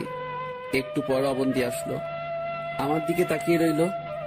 দেখে মনে হচ্ছে কিছু একটা বলবে। কিছু বলবেন? একটা কথা ছিল। বলুন। তুমি আর একটা বিয়ে করো। কি বিয়ে করব মানে? আপনার মাথা ঠিক আছে? মাথা একদম ঠিক আছে। আব্বু আম্মু ঠিকই বলেছে, বাসাটা কেমন খালি খালি লাগে। ওনাদের জন্য হলেও বিয়েটা করো। বিয়ে করে লাভ কি হবে? তোমারও মনের আশা পূরণ হলো, আর ওনাদেরও নাতি নাতনি আসলো। শুনেন, বিয়েটা কোনো ছেলে খেলা নয় যে বললেই বিয়ে করে ফেলবো।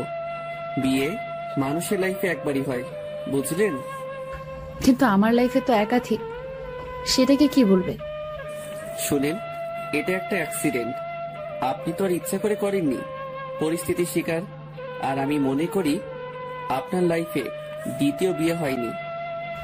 হয়নি মানে কি বলছো? জি, আমি ঠিকই বলছি। বিয়ের পর থেকে আপনার আর আমার সম্পর্ক সে দেবর ভাবির মতোই রয়ে গেল। না আছে কোনো আন্ডারস্ট্যান্ডিং, না আছে শেয়ারিং, আর না আছে কেয়ারিং। আগে তো একটু হলেও হেসে হেসে কথা বলতেন, কিন্তু বিয়ের পর থেকে তো সেটাও নাই। আমি তো আব্বু আম্মুর জন্য বলতেছি। আম্মুর জাস্ট ইচ্ছা হয়েছে যে যদি একটা নাতি থাকতো তাহলে খেলতে পারতো। তার মানে এই নয় যে ইচ্ছাটা পূরণ করার জন্য আমাকে আবার বিয়ে করতে হবে। আমারও তো অনেক ইচ্ছা ছিল, ভালোভাবে পড়ালেখাটা শেষ করে ভালো একটা চাকরি করব, মহা ধুমধামে বিয়ে করব, ভাইয়া আর আমি মিলে অনেক সুন্দর একটা বাড়ি করব, প্রতিদিন ভালো মন্দ খাবো। কিন্তু ইচ্ছা কি পূরণ হয়েছে? হয়নি। কারণ একজন মানুষের সবগুলো ইচ্ছা পূরণ হয় না। পড়ালেখা শেষ করা তো দূরের কথা, পরীক্ষাটাও অন্যের সহযোগিতায় দিয়েছি। আর ভালো চাকরি, সেটা তো এখন করতেছি। এই যে ভ্যান গাড়ি ঠেলতেছি, এর থেকে ভালো চাকরি আর কি হতে পারে? ভালো খাবার, সেটা তো প্রতিদিনই খাচ্ছি, পানিতে পাউরুটি চুবিয়ে খাইতেছি, এর থেকে ভালো খাবার আর কি হতে পারে? আর বিয়ে, সেটার কথা নাইবা বলি, এমন বিয়ে করেছি, ধুমধাম তো দূরের কথা, যাদের সাথে বড় হয়েছি, পড়ালেখা করেছি, সেই বন্ধুগুলারেও এখনো বলতে পারিনি। যেখানে মানুষ বিয়ের পরে সুখী হয়, ভালোভাবে থাকে, সেখানে আমি খাট ছেড়ে ফ্লোরে ঘুমাই। সো একজন মানুষের সবগুলো ইচ্ছা পূরণ হয় না। আম্মু আব্বুটা হয়তো হবে না। আপনি যে বললেন আমাকে আবার বিয়ে করতে, কোন মেয়ে আমার কাছে বিয়ে বসবে? কোন বাপ তার মেয়েকে আমার হাতে তুলে দিবে? কি আছে আমার? না আছে পড়ালেখা, না আছে টাকা পয়সা, আর না আছে ভালো কোনো চাকরি। কিছুই নেই আমার। তারপর যদি শুনে আমি আরো এক বিয়ে করেছি, সেখানে আমাকে মেয়ে তো দূরের কথা, ঝাড়ুর বাড়ি ছাড়া কিছুই দিবে না। আপনি বলছেন বিয়ে করার জন্য। বিয়ে করে খাওয়াবো কি? যে টাকা পাই সেটা দিয়ে নিজেও তো চলতে পারি না। এক বেলা খেলে অন্য বেলা না খেয়ে থাকি। প্রতিদিন হেঁটে হেঁটে কাজে যাই। দুপুরে যেখানে সবাই লাঞ্চ করে সেখানে আমি পানিতে পাউরুটি চুবিয়ে খাই। সো এগুলো বাদ দেন। আমার দিকে তাকিয়ে আছে, চোখের কোণে স্পষ্ট পানি দেখা যাচ্ছে। এটা ঠিক যে আমি আপনার আর আব্বু আম্মুর সবগুলো চাওয়া পূরণ করতে পারছি না। যা যা দরকার সেগুলো দিতে পারছি না, কিন্তু কি করব বলেন? আমিও অনেক চেষ্টা করতেছি, কিছুই হচ্ছে না। হয়তো একদিন সব হবে। সো এসব আজাইরা কথা বাদ দিয়ে অন্য কথা থাকলে বলুন। তুমি ঘুমাও, অনেক রাত হয়েছে। আপনার বান্ধবীর বিয়ে কখন? আগামী সপ্তাহে। ওকে, আমি আব্বুর কাছে 5,000 টাকা দিব। আপনি শপিং করিয়েন আর বিয়েতে কিছু একটা গিফট দিয়েন। লাগবে না, আমি বিয়েতে যাব না। যাবেন না কেন? তুমি এত টাকা দিয়ে দিলে ঘর চলবে কেমনে? সেটা আপনার না জানলেও চলবে। এখন ঘুমান। আর কিছু না বলে ঘুমিয়ে গেলাম। অবন্তী কিছু বলতে গিয়েও বলেনি। মাঝরাতে কারো কান্নার শব্দে ঘুমটা ভেঙে যায়। লাইটটা অন করে দেখি অবন্তী ভাইয়ার ছবিটা নিয়ে বসে আছে আর কান্না করতেছে। কি ব্যাপার, আপনি ঘুমাননি এখনো? কি হয়েছে, কথা বলেন না কেন? না, ঘুম আসছে। তুমি ঘুমাও। সরি, তুমি ঘুমাও। কেমনে ঘুমাবো? চিল্লাচিল্লির মধ্যে কি ঘুমানো যায়? আমি আবারও ঘুমাতে গেলাম। ঘুম আসছে না। অবন্তীর হাতে ভাইয়ার ছবিটা দেখে ভাইয়ার কথা মনে পড়ে গেল। ঘড়ি দেখলাম 2টা বাজে।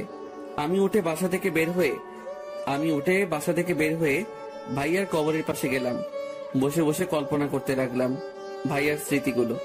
তারপর নিজে নিজে বলতে লাগলাম, ভাইয়া কেমন আছিস? তোর কথা খুব মনে পড়ছে, তাই চলে আসলাম। ভাইয়া, তোর অবন্তীকে আমি সুখে রাখতে পারছি না রে। কি করব বল? সে এখনো তোকে অনেক ভালোবাসে। সবকিছুর মাঝে তোর অস্তিত্ব খুঁজে বেড়ায়। জানিস, তুই খুব লাকি। অবন্তী তোকে এতই ভালোবাসে যে তোর জায়গায় অন্য কাউকে বসানো তো দূরের কথা, কল্পনাও করে না। জানিস ভাই, সে এখনো তোর ছবি নিয়ে কান্না করে। তুই চলে যাওয়ার পর আমাদের সবার মুখ থেকে হাসিটা চলে গেছে। সবকিছু ঠিকঠাক আছে, তবুও কেমন জানি একা একা লাগে। অবন্তী এখনো তোর পথ চেয়ে বসে থাকে। ওর ধারণা তুই আসবি।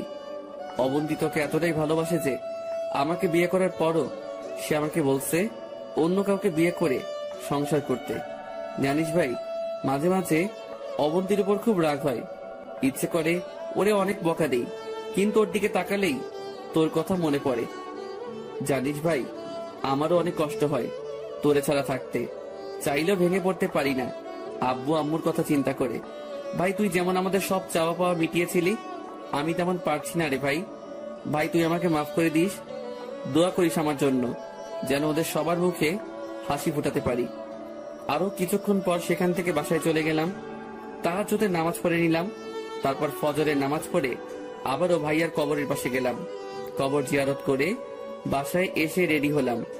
প্রতিদিনের মতো রওনা দিব। তখন অবন্তী আসলো।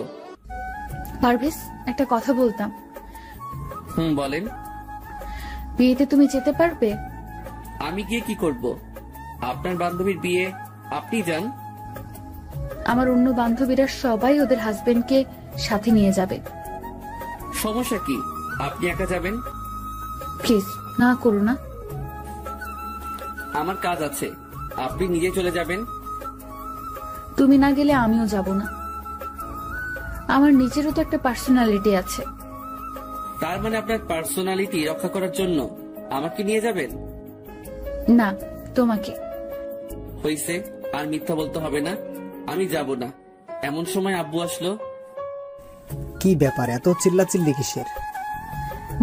দেখো না আব্বু, তোমার ছেলেকে আমার সাথে যাওয়ার জন্য বলছে, সে নাকি যাবে না।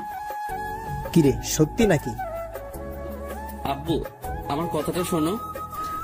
কোনো কথা শোনার দরকার নেই, তুই বিয়েতে যাবি, এটাই ফাইনাল। কিছু বলতে গিয়েও পারলাম না। সোজা বাসা থেকে বের হয়ে কাজে চলে গেলাম। রাস্তায় আইমানের সাথে দেখা হলো। কি রে পারভেজ, দোস্ত কি অবস্থা? আছি, তোর কি খবর? সব ঠিকঠাক। কয়েকদিন পর তো রেজাল্ট দিবে। কোন দিবে জানিস? মনে হয় 5 তারিখ। তুই জানিস না? না, তোর কথাই শুনলাম। আগের মতো অনলাইনে থাকি না, তেমন কোনো নিউজ জানা নেই। আচ্ছা শোন, তোর জন্য একটা সুখবর আছে। কি? একটা কোম্পানিতে কয়েকজন সুপারভাইজার নিয়োগ দিবে, স্নাতক কমপ্লিট করা লাগবে। তোর রেজাল্ট ভালো আসলে তুই আবেদন করিস। থ্যাঙ্কস দোস্ত। অবন্তী এসেছে? এসেছে। তুই নিয়ে আসছিস নাকি নিজেই থেকে এসেছে? ও নিজে থেকে এসেছে। আমি যখন ওর বাবার বাড়িতে গিয়েছিলাম ওরে আনতে, তখন আসেনি, গতকাল নিজে থেকে এসেছে। তুই এখন কি সিদ্ধান্ত নিলি, ডিভোর্স দিবি? জানি না, তবে আমার মনে হচ্ছে অবন্তী ঠিকই আমাকে মেনে নিবে, কিন্তু একটু সময় লাগবে। ভাইয়ার স্মৃতি থেকে আমি নিজেই এখনো বের হতে পারিনি, আর অবন্তী এত তাড়াতাড়ি বের হতে না পারাটাই স্বাভাবিক। তাহলে তো ভালোই। আচ্ছা দোস্ত, তুই থাক, আমার দেরি হয়ে যাচ্ছে, পরে বস আর আমি ঝাড়ি দিবে। আচ্ছা ঠিক আছে, যা। তারপর কাজে চলে গেলাম। রাতে আসার সময় বেতন নিয়ে আসলাম। বাসায় এসে ফ্রেশ হয়ে আব্বুর হাতে টাকাগুলো দিলাম। আব্বু অবন্তীকে ডেকে টাকাটা দিল। অবন্তী আব্বুকে বলল, আব্বু একটা কথা বলতাম। মা বলো। আপনি একটু পারভেজকে বলে দেন যাতে কালকে আমার সাথে একটু শপিং এ যায়, আমি কিছু গিফট কিনবো। যাবে, সমস্যা কি? এই পারভেজ, কালকে ওর সাথে বের হইস। বাবা আমার কাজ আছে, আমি পারবো না। পারবি না কেন? আজকেই বেতন দিয়েছে, আর কালকে যদি কাজে না যাই পরের দিন গেলে লাথি দিয়ে বের করে দিবে। তাহলে সন্ধ্যায় যাবি। তখন টিউশনি করানো লাগবে। আমি কিছু না বলে রুমে চলে গেলাম। পরের দিন কাজে গেলাম। সেখান থেকে এসে রেডি হয়ে অবন্তীকে নিয়ে বের হলাম। বিয়ের পর এই প্রথম অবন্তীকে নিয়ে বের হইছি। একটা রিক্সা নিয়ে যাচ্ছি। আমি একটু সরে বসে আছি। তোমার কি আমার পাশে বসতে অস্বস্তি লাগছে? না, কেন? তাহলে এদিক ওদিক চেপে বসছো কেন? আরো ক্লোজ ভাবে বসো। সমস্যা নেই, আমি ঠিক আছি। তারপর দুজনেই চুপ। নীরবতা ভেঙে অবন্তী বলল, পারভেজ, বলেন। তোমার কি মন খারাপ? না, কেন? গোমরা মুখ করে বসে আছো তাই। ও না, আমি ঠিক আছি। কথা বলতে বলতে শপিং মলের সামনে চলে আসলাম। অবন্তী অনেকগুলো গিফট দেখলো, তারপর একটা চয়েস করে ওটা কিনলো। এরপর একটা শাড়ির দোকানে গেল। আমাকে বলল শাড়ি পছন্দ করে দেওয়ার জন্য। দোকানের মধ্যে অনেক লোক, তাই কিছু না বলে নীল রঙের একটা শাড়ি পছন্দ করে দিলাম। ভাইয়ার সাথে যখন বিয়ে হয়েছিল তখন একদিন অবন্তী ওদের বাসায় যাওয়ার সময় একটা নীল শাড়ি পরেছিল। সেদিন অবন্তীকে অনেক সুন্দর দেখাচ্ছিল। সাথে ভাইয়া নীল পাঞ্জাবি পরেছিল। দুজনকে অনেক সুন্দর লাগছিল, তাই অবন্তীর জন্য নীল শাড়িটাই পছন্দ করে দিলাম। তারপর অবন্তী আমাকে বাইরে দাঁড়িয়ে রেখে কোথায় যেন গেছে। অনেকক্ষণ পর আসলো। কোথায় গিয়েছিলেন? ওয়াশরুমে। আর কিছু নিবেন নাকি রিক্সা ডাকবো? রিক্সা নেওয়ার দরকার নেই, হেঁটে হেঁটে যাব। পাগল নাকি আপনি হাঁটবেন, তাও এই রাতের বেলায়? কেন, রাতের বেলায় হাঁটতে সমস্যা নাকি? সেটা না। এত কথা না বলে হাঁটো। তারপর দুজনে হাঁটতে লাগলাম। খুব দারুণ একটা অনুভূতি কাজ করলো। রাস্তায় আমার আর ওর কোনো কথা হয়নি। অনেকক্ষণ হাঁটার পর বাসায় গেলাম। আমি গিয়ে ফ্রেশ হয়ে আসলাম। তারপর আমি, আব্বু, আম্মু আর অবন্তী খেয়ে নিলাম। রুমে গিয়ে সোফায় বসে আছি। কিছুক্ষণ পর অবন্তী আসলো। এসে কিছুক্ষণ আনাগোনা করলো, তারপর বলল,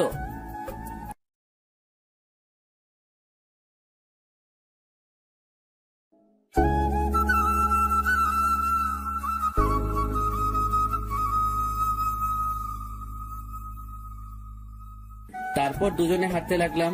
খুব দারুণ একটা অনুভূতি কাজ করলো। রাস্তায় আমার আর ওর কোনো কথা হয়নি। অনেকক্ষণ হাঁটার পর বাসায় গেলাম। আমি গিয়ে ফ্রেশ হয়ে আসলাম। তারপর আমি, আব্বু, আম্মু আর অবন্তী খেয়ে নিলাম। রুমে গিয়ে সোফায় বসে আছি। কিছুক্ষণ পর অবন্তী আসলো। এসে কিছুক্ষণ আনাগোনা করলো, তারপর বলল, পারভেজ, একটা কথা বলতাম। বলেন। এই নাও, এটা তোমার জন্য। কি এটা? খুলে দেখো। আমি প্যাকেটটা খুললাম, দেখলাম একটা পাঞ্জাবি। অবাক হয়ে জিজ্ঞাসা করলাম, এটা কখন নিলেন? এত কিছু তোমার না জানলেও চলবে, হলুদের দিন তুমি এইটা গায়ে দিবে। হ্যাঁ সূচক মাথা নাড়ালাম। মনে থাকে জানো। আমি আবারও একটা বালিশ নিয়ে ফ্লোরে ঘুমিয়ে পড়লাম। মাঝরাতে কারো নরম হাতের স্পর্শে আমার ঘুম ভেঙে যায়। আমি জেগে গেলাম, কিন্তু না, জাগার ভান ধরে রাখলাম যাতে কেউ কিছু না বুঝতে পারে। আমি আস্তে আস্তে চোখ মেলে তাকিয়ে দেখি অবন্তী আমার পাশে বসে মাথায় হাত বুলাচ্ছে আর কান্না করতেছে। আমি বুঝেও না বুঝার ভান করে শুয়ে আছি। ভালোই লাগতেছে। বিয়ের পর এই প্রথম ওর স্পর্শ পেলাম। কিছুক্ষণ পর আমি চোখ বন্ধ করে বললাম, অনেক হয়েছে, এবার ঘুমিয়ে পড়ুন। অবন্তী আমার কথায় অবাক হয়ে যায়। তাড়াতাড়ি বসা থেকে উঠে খাটে চলে যায়। আমি ওপাশ হয়ে ঘুমিয়ে গেলাম। সকালবেলা রেডি হয়ে কাজে যাচ্ছি, এমন সময় আব্বু আর অবন্তী আমার সামনে পথ আটকে দাঁড়ালো। কিরে পারভেজ, কই যাস? কই আবার কাজে। কালকে তোকে কি বললাম? আমার বান্ধবীর বিয়ে যে, সে কথা বলিনি? মনে আছে। তাহলে কাজে কেন যাচ্ছিস? সারাদিন বাসায় থেকে কি করব? বিয়েতে যাব সন্ধ্যায়। সন্ধ্যায় গেলে খাবি কখন? আরে ধুর, আজকে বিয়ে না, আজকে গায়ে হলুদ আসলাম। এসে দেখি অবন্তী আগে থেকে রেডি। আমিও ফ্রেশ হয়ে রেডি হলাম। অবন্তী একটা ব্যাগে কাপড় চোপড় নিয়ে নিল। তারপর আব্বু আম্মুকে বলে বেরিয়ে গেলাম। একটা সিএনজি নিলাম। অনেকক্ষণ পর বিয়ে বাড়িতে গিয়ে পৌঁছালাম। চারপাশ খুব সুন্দর করে সাজানো। বাড়িতে গেলাম। অবন্তীকে দেখেই ওর ফ্রেন্ড জড়িয়ে ধরলো। তারপর আমার সাথে পরিচয় করিয়ে দিল। তারপর একটা রুম দেখিয়ে দিয়ে বলল সেখানে যেতে। আমি ওখানেই গিয়ে বসলাম। রাতের বেলা একা একা ভালো লাগছে না। এদিক ওদিক হাঁটতেছি, এমন কিছু একটা সাথে ধাক্কা খেলাম। তাকিয়ে দেখি একটা মেয়ে আমার দিকে না তাকিয়ে বলতে লাগলো, ওই মিয়া, চোখে দেখেন না, দিলেন তো শাড়িটার 12টা বাজিয়ে। তারপর আমার দিকে তাকালো। আমি তো ওরে দেখিয়ে একটা টাস্কি খেলাম। এটা যে লিমা, আমার ক্লাসমেট। আমাকে দেখে বলতে লাগলো, আরে পারভেজ, তুই? কি রে তুই, কি অবস্থা তোর? আমি তো ভালোই আছি, তোর কি খবর? আছি আলহামদুলিল্লাহ। তো বিয়েতে আসলি নাকি? তুইও কি সেম? আমার মামাতো বোনের বিয়ে। মাহি তোর কি হয়?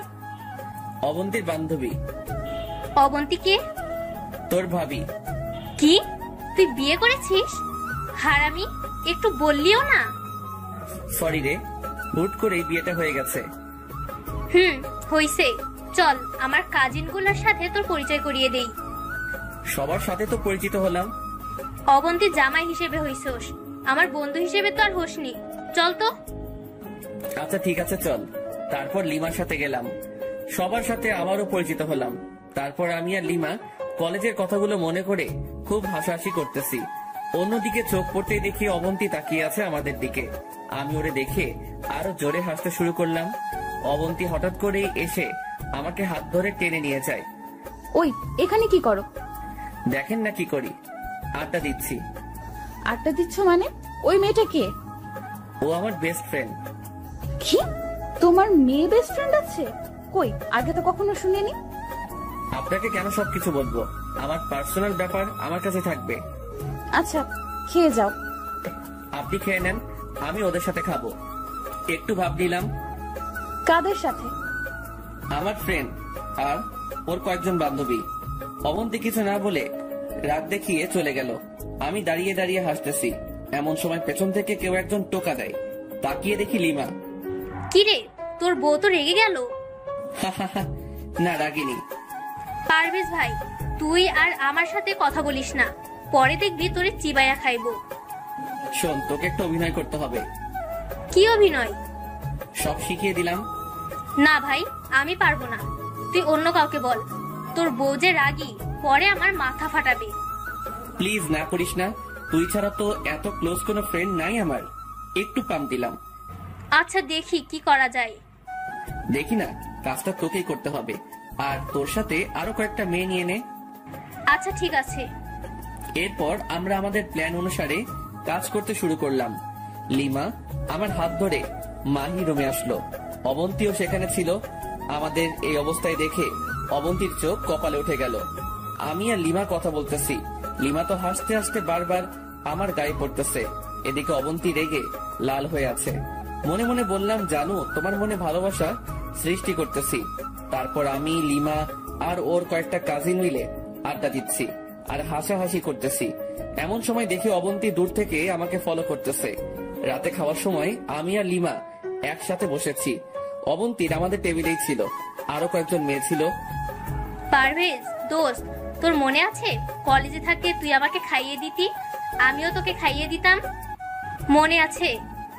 ওর কথা শুনে নিজেই আবুল হয়ে গেলাম। অভিনয় করতে বলেছি, কিন্তু এমন অভিনয় করবে আমি জীবনে কল্পনাও করিনি। মনে থাকবে না কেন?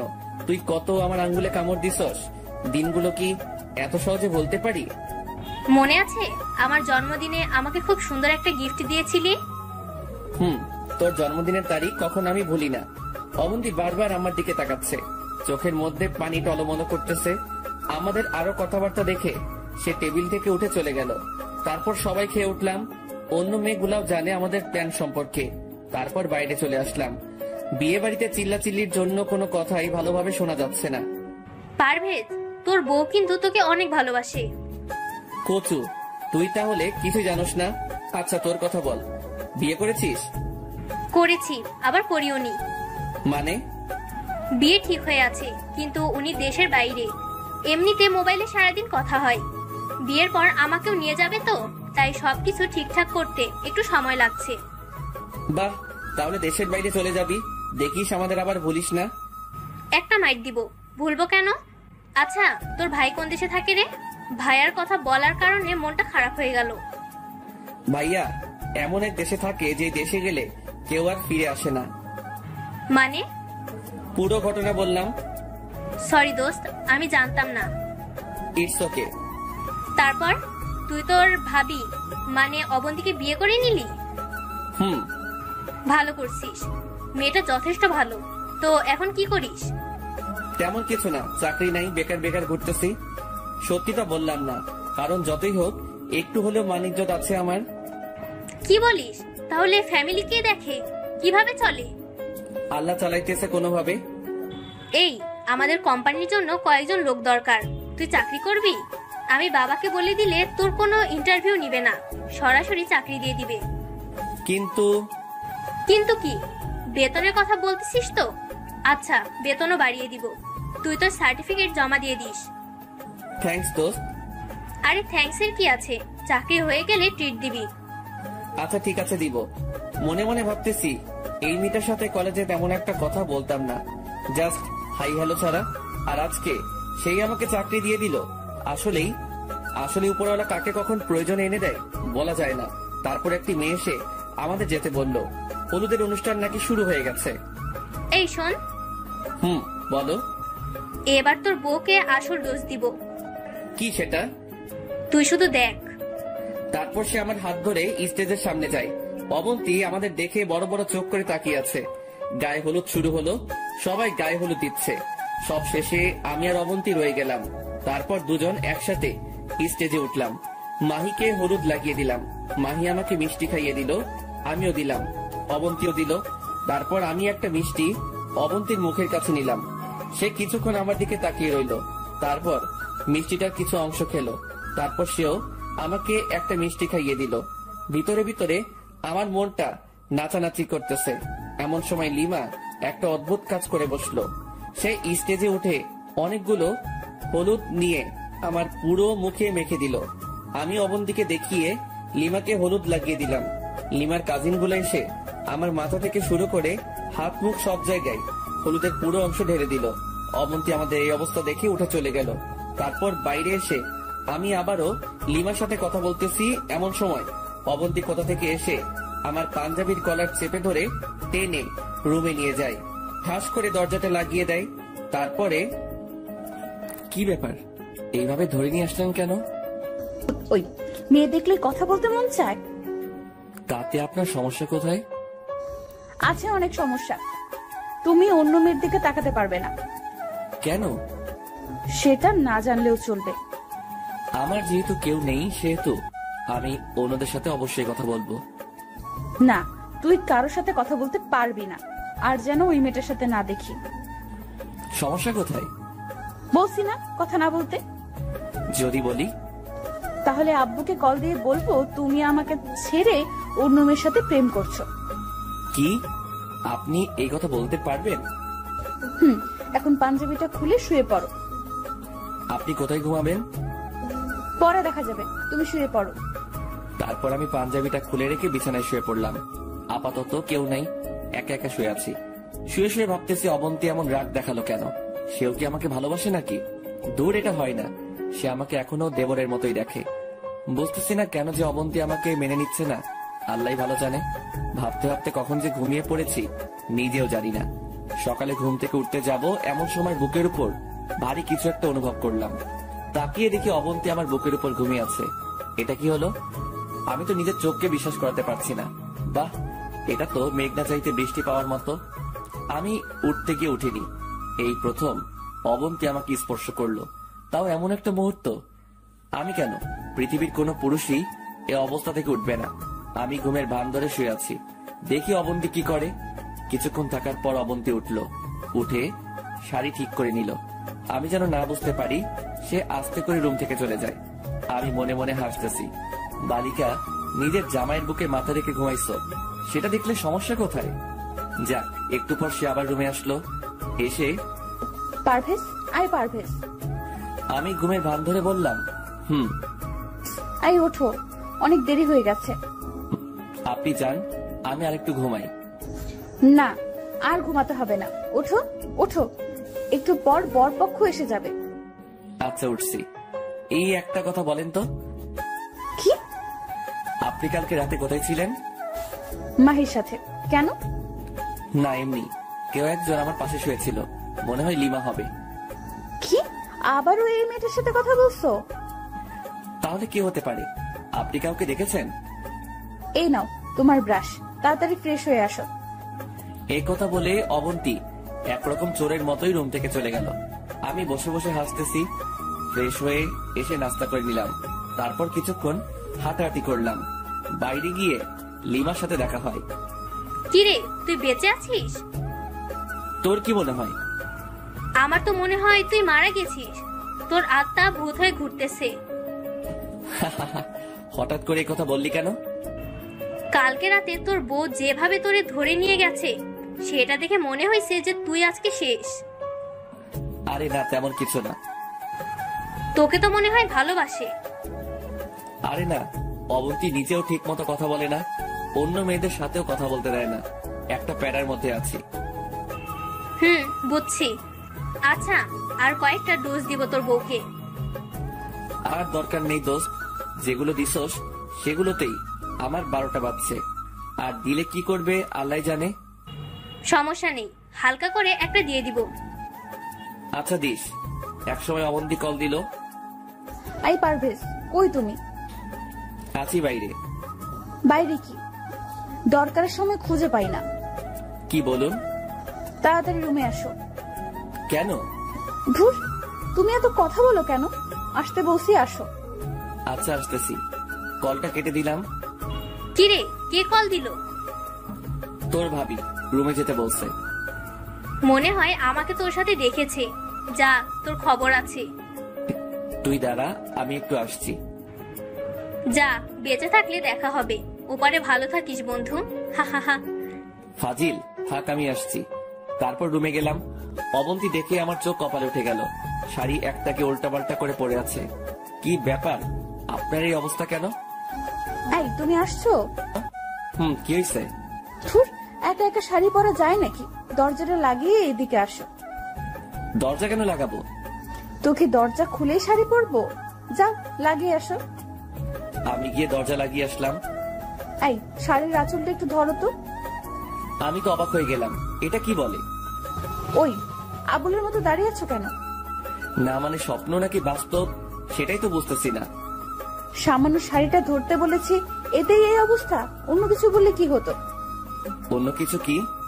ওই, এত কথা বলো কেন? যেটা করতে বলেছি সেটা করো। আমি গিয়ে হাঁটু গেড়ে বসে শাড়ির কচিগুলো ধরলাম। আপনি শাড়ি পরতে পারেন না? পারি, তবে পুরোপুরি ভাবে পারি না। তাহলে কাল কিভাবে পরেছেন? বাসা থেকে আসার সময় আম্মু পরিয়ে দিয়েছে। ও আচ্ছা। যাও, তুমি গিয়ে গোসল করে রেডি হয়ে নাও। একটু পর অনুষ্ঠান শুরু হবে। আচ্ছা ঠিক আছে। তারপর গোসল করে রেডি হয়ে নিলাম। অবন্তী নিজের হাতেই আমার শার্টের বোতাম লাগিয়ে দিল। একটা জামাই জামাই ভাব আসলো শরীরে। আমি রেডি হয়ে বাইরে গেলাম। মাহির বাবা ডেকে নিয়ে গেল ওনার সাথে একটু দেখাশোনা করার জন্য। আমি ওনার সাথে গেলাম। বরপক্ষ চলে আসলো। খাওয়া দাওয়ার পর্ব শুরু হলো। কাজের মাঝখানে আমি নিজেও খেয়ে নিলাম। কিছুক্ষণ পর মাহিকে মানে পাত্রীকে আনা হলো। মাহির সাথে অবন্তী সহ আরো কতগুলো মেয়ে ছিল। অবন্তীকে দেখে আবারও ক্রাশ খেলাম। কালো একটা শাড়িতে একটু অন্যরকম লাগছে। আমি এক দৃষ্টিতে তাকিয়ে আছি। এমন সময় পেছন থেকে কেউ একজন টোকা দিল। তাকিয়ে দেখি লিমা। কি রে, নিজের বউকে কেউ এভাবে দেখে? আরে না, আমি বিয়ে দেখতেছিলাম। বুঝি বুঝি, ডাল মে কুছ কালা হ্যায়। আচ্ছা বাদ দে, তুই খেয়েছিস? তুই? ভেবেছিলাম আরো পরে খাবো, আম্মু জোর করে খাইয়ে দিছে। ভালো করছে। এই 15 তারিখ তো রেজাল্ট দিবে, জানিস? কিসের রেজাল্ট? আরে আমাদের অনার্স পরীক্ষার। ও আচ্ছা, তোর নাম্বারটা দে তো, তোদের অফিসে যাওয়ার আগে কল দিব। ওকে, এই নে। দোস্ত, তোরে ধন্যবাদ দিয়ে ছোট করব না। হইছে, চল তোর বউকে একটু রাগিয়ে দি। কেমনে? গেলেই দেখবি। তারপর লিমা আমার একটা হাত ধরে স্টেজে নিয়ে যায়। তারপর বর আর কনে এর মাঝে বসিয়ে ফটো তোলা শুরু করলো। অবন্তীকে বলল আমাদের ছবি তুলে দিতে। এটা দেখে অবন্তী রাগে লাল হয়ে গেছে। আমার দিকে বড় বড় চোখ করে তাকিয়ে আছে। আমিও একটু রাগানোর জন্য লিমার সাথে ক্লোজ হয়ে বসে ছবি তুলতেছি। এভাবে দিনটা চলে গেল। বিকাল বেলা বসে আছি, এমন সময় বস কল দিল। আসসালামু আলাইকুম। পারভেজ, তুমি কোথায়? আমি তো একটা বিয়ের অনুষ্ঠানে আসছি। কালকে কাজে আসবে। কিন্তু বস, বিয়ে তো এখনো শেষ হয়নি, বউ ভাত বাকি আছে। তোমাকে আর কাজে আসতে হবে না, তুমি বিয়ে খাও। না বস, ঠিক আছে, আমি কালকে আসবো। মনে থাকে যেন, না হলে চাকরি ডিসমিস। কলটা কেটে দিল। আমি মনে মনে ভাবতেছি, শালা লিমাদের ওখানে চাকরিটা একটু পাই তখন দেখবি তোর এই ব্যবহারের ফল আমি সুদে আসলে দিব। অবন্তীর কাছে গেলাম। একটু এদিকে আসেন তো। আমাকে কেন ডাকতেছো? তোমার তো আর অন্য মেয়ে ফ্রেন্ডের অভাব নেই। দেখেন, বাজে কথা না বলে সাইডে আসেন। কি হইছে? আপনি থাকেন, আমি চলে যাচ্ছি। চলে যাচ্ছ মানে? কোথায় যাচ্ছ? বস কল করেছিল, কালকে কাজে না গেলে চাকরি থাকবে না। এখান থেকে তো আর কাজে যাওয়া সম্ভব না, তাই বলছিলাম আপনি থাকেন, বিয়ে শেষ হলে তারপর আমি এসে নিয়ে যাব। দরকার নেই, দাঁড়াও, আমিও যাব। মানে কি? এখনো বিয়ে শেষ হয়নি? আসলটা শেষ, আর এখানে থেকেও কোনো মজা পাবো না। মাহি তো চলে যাবে, সো দাঁড়াও, আমিও আসছি। কিছু না বলে দাঁড়িয়ে আছি। তারপর সবার থেকে বিদায় নিয়ে বাসার দিকে রওনা দিলাম। লিমাকে ইশারায় বলেছি মোবাইলে কথা বলবো। তারপর একটা সিএনজি নিয়ে বাসায় চলে আসলাম। কে চলে আসলে যে? বিয়ে শেষ নাকি? না, কাজ আছে, বস কল করেছিল তাই। তারপর রুমে চলে গেলাম। ফ্রেশ হয়ে বাইরে চলে গেলাম। আইমানকে কল দিয়ে আসতে বললাম। আসার পর পুরো ঘটনা ওর সাথে শেয়ার করলাম। বাহ, তার মানে সব ঠিকঠাক হয়ে গেছে? এখনো শিওর না, আরো কয়েকদিন দেখি। লিমার ডোজটায় কাজ হয়েছে, না হলে অবন্তী এত সহজে নরম হতো না। বন্ধু, ঠিক বলছিস, লিমা অনেক হেল্প করেছে। আরো কিছুক্ষণ আড্ডা দিয়ে বাসায় চলে আসলাম। রাতে খেয়ে রুমে গেলাম। দেখলাম অবন্তী বিয়ে তোলা ছবিগুলো দেখতেছে। আমি গিয়ে কাঁথা আর বালিশটা নিয়ে ফ্লোরে ঘুমানোর জন্য রেডি হচ্ছি। অবন্তীর দিকে বারবার তাকাচ্ছি, সে কিছু বলে কিনা, কিন্তু না, কিছু বললো না। আমিও শুয়ে গেলাম। শুয়ে শুয়ে ভাবতেছি অবন্তী তো কিছুই বললো না, তাহলে বিয়েতে কেন শুয়েছিল একসাথে? মনে হয় এটা অন্যদের দেখানোর জন্য, মান সম্মান রক্ষার্থে এমনটা করেছে হয়তো। আমার কপালে এগুলো নেই, তাই এগুলো নিয়ে চিন্তা না করাই বেটার। অবন্তী আগেও আমাকে মেনে নেয়নি, এখনো নিচ্ছে, আর ভবিষ্যতে নেবে বলে মনে হয় না। ভাবতে ভাবতে ঘুমিয়ে গেলাম। সকালে ঘুম থেকে উঠে ফ্রেশ হয়ে কাজে যাচ্ছি।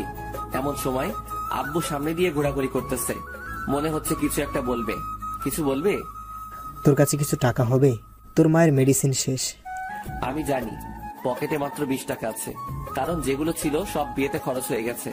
যাতায়াত, বিয়ের উপহার, অবন্তীর শাড়ি, পুরো মাসের বেতন শেষ। কি বলবো বুঝতেছি না। আচ্ছা, প্রেসক্রিপশনটা আমাকে দাও, আমি আসার সময় নিয়ে আসবো। তারপর বাবার থেকে প্রেসক্রিপশনটা নিয়ে বেরিয়ে গেলাম। ভাবতে লাগলাম কিভাবে কি করব। হেঁটে হেঁটে কাজে চলে গেলাম। প্রতিদিনের মতো সেই দোকানে দোকানে মাল দেওয়া আর ভ্যান ঠেলা। কাজ শেষ করে আসার সময় বসের কাছে কিছু টাকা চাইলাম, শালা টাকা তো দিলই না, উল্টো আরো ঝাড়ি দিল। পরে আইমানকে কল করে দেখা করতে বলি, ওর কাছ থেকে কিছু টাকা নিয়ে আম্মুর জন্য মেডিসিন গুলো কিনে নিয়ে আসি। এইভাবে দিন যেতে লাগলো। কয়েকদিন পর আমাদের রেজাল্ট দিবে। এটা নিয়ে আমার তেমন মাথা ব্যথা নেই, কারণ আমার পরীক্ষা যে খারাপ হয়েছে সেটা আমি খুব ভালো করে জানি। ফেল করবো এটাই শিওর। এদিকে অবন্তী রেজাল্টের চিন্তায় শেষ। দেখতে দেখতে রেজাল্টের দিন চলে আসলো। আমি যথারীতি কাজে চলে গেলাম। দুপুরবেলা অবন্তী আমাকে কল দিয়েছে। আই পারভেজ, তুমি কোথায়? কাজে আছি। কেন, কি হয়েছে? রেজাল্ট দিয়ে দিছি, আমি পাশ করেছি। কনগ্রাচুলেশন। থ্যাঙ্কস। এই তোমার রোল নাম্বার আমি ভুলে গেছি, আমাকে বলো তো। আমি নিজেও ভুলে গেছি। অ্যাডমিন কার্ড দেখো। আচ্ছা, দেখতেছি। তারপর কলটা কেটে দিল। পাশে বস ছিল। আমার মোবাইলে কথা বলা দেখে উনি বিরক্ত মাখা মুখ নিয়ে বলল, ওই মিয়া, কাজ করতে আসো নাকি প্রেম করতে? Sorry boss. আরে রাখো তোমার সরি। মোবাইল বন্ধ করো মিয়া। এতই যখন বউ বউ করো তাহলে কাজে আসো কেন? বউয়ের কাছে থাকলেই তো পারো। এই শালার উপর তো রাগ হচ্ছেই, সাথে অবন্তীর উপরও। কল দেওয়ার আর সময় পেল না। রেজাল্ট দিয়েছে তো কি হয়েছে, বাসায় গেলেও তো বলা যেত। আমি মোবাইলটা বন্ধ করে রেখে দিলাম। তারপর কাজ শেষ, বসের কাছে টাকা চাইলাম। উনি মুখের উপর বলে দিয়েছে মাস শেষ হওয়া ছাড়া কোনো টাকা দিবে না। যদি অতিরিক্ত করি তাহলে অতিরিক্ত কাজের টাকা দিবে। আমি আরো 2 ঘন্টা করে 100 টাকা নিলাম, তার হিসেবে নাকি আরো কম পাবো। তারপর গেলাম টিউশনিতে। পড়ানোর এক পর্যায়ে ছাত্রের মা আসলো, টাকা হাতে নিয়ে দাঁড়িয়ে আছে। আন্টি কিছু বলবেন? এই নাও তোমার এই মাসের বেতন। কিন্তু আন্টি, মাস তো এখনো শেষ হয়নি। জানি, তোমাকে আর আসার দরকার নেই। আমি ওর জন্য নতুন টিচার দেখছি। কিন্তু আন্টি কেন? তুমি রাতে করে আসো, তার উপর দেখে মনে হয় ক্লান্ত। তোমার পড়াশোনা নাকি ওর কাছে ভালো লাগে না। আর কি? আর তুমি নাকি ভ্যান। তোমাকে আজকে সকালে ওর ফ্রেন্ডরা সবাই দেখেছে। তারপর স্কুলে গিয়ে ওর অনেক রকম কথাবার্তা বলেছে, ঠাট্টা করেছে। আমি কিছু না বলে নিচের দিকে তাকিয়ে আছি। শালা ভ্যান গাড়ির সাথে পড়ানোর কি সম্পর্ক এখনো আমার মাথায় আসছে না। কিছু না বলে ওই বাসা থেকে বেরিয়ে গেলাম। এবার কি হবে? টিউশনির টাকাটা দিয়ে আব্বু আম্মুর মেডিসিন কিনি। কিন্তু এবার কি হবে? হঠাৎ করে অবন্তীর রেজাল্টের কথা মনে পড়লো। আন্টির দেওয়া বেতনগুলো দেখতে লাগলাম। পুরো টাকা দেয়নি, অর্ধেক দিয়েছে। বাস আসলে সব দিক দিয়ে আসে। অবন্তীর জন্য 2 কেজি মিষ্টি নিলাম। তারপর হেঁটে হেঁটে বাসায় গেলাম। কলিং বেল দেওয়ার একটু পর দরজা খুলে দিল। তাকিয়ে দেখি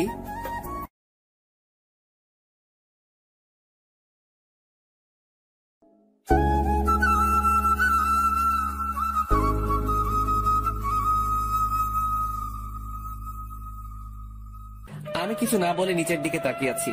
শালা ভ্যান গাড়ির সাথে পড়ানোর কি সম্পর্ক এখনো আমার মাথায় আসছে না। কিছু না বলে ওই বাসা থেকে বেরিয়ে গেলাম। এবার কি হবে? টিউশনির টাকাটা দিয়ে আব্বু আম্মুর মেডিসিন কিনি। কিন্তু এবার কি হবে? হঠাৎ করে অবন্তীর রেজাল্টের কথা মনে পড়লো। আন্টির দেওয়া বেতনগুলো দেখতে লাগলাম। পুরো টাকা দেয়নি, অর্ধেক দিয়েছে। বাস আসলে সব দিক দিয়ে আসে। অবন্তীর জন্য 2 কেজি মিষ্টি নিলাম। তারপর হেঁটে হেঁটে বাসায় গেলাম। কলিং বেল দেওয়ার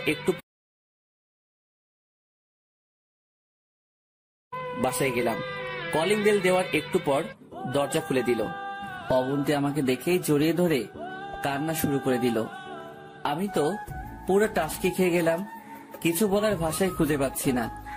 একটু পর আম্মু রুম থেকে বের হয়ে দেখে অবন্তী আমাকে জড়িয়ে ধরে আছে। আম্মু হাসতে হাসতে আমার রুমে চলে যায়। আমি লজ্জায় লাল হয়ে গেলাম। তারপর অবন্তী আমাকে ছাড়িয়ে বলতে থাকে, পারভেজ, আমি পাশ করেছি। কংগ্রাচুলেশন। এই নিন, মিষ্টিগুলো নিয়ে যান। ওই, আমি পাশ করেছি সেজন্য আমি এত খুশি হইনি। খুশি হয়েছে এই জন্য তুমিও ভালো নাম্বারে পাশ করছো। কি? তুমিও পাশ করছো, শুধু পয়েন্ট একটু কম। এটা কোনো ব্যাপার না। আমি আর কোনো কথা না বলে অবন্তীকে কোলে নিয়ে নিলাম। আসলে খুশিতে নিজেকে আর স্থির রাখতে পারিনি। ওরে কোলের কারণে ও আমার দিকে অবাকভাবে তাকিয়ে রইল। সরি, আসলে এমন একটা খুশির খবর শুনে নিজেকে স্থির রাখতে পারিনি। ইটস ওকে, যাও রুমে গিয়ে ফ্রেশ হয়ে আসো। আমি রুমে চলে গেলাম। মনে মনে ভাবলাম এবার লিমাদের অফিসে যাব, দেখি চাকরিটা হয় কিনা।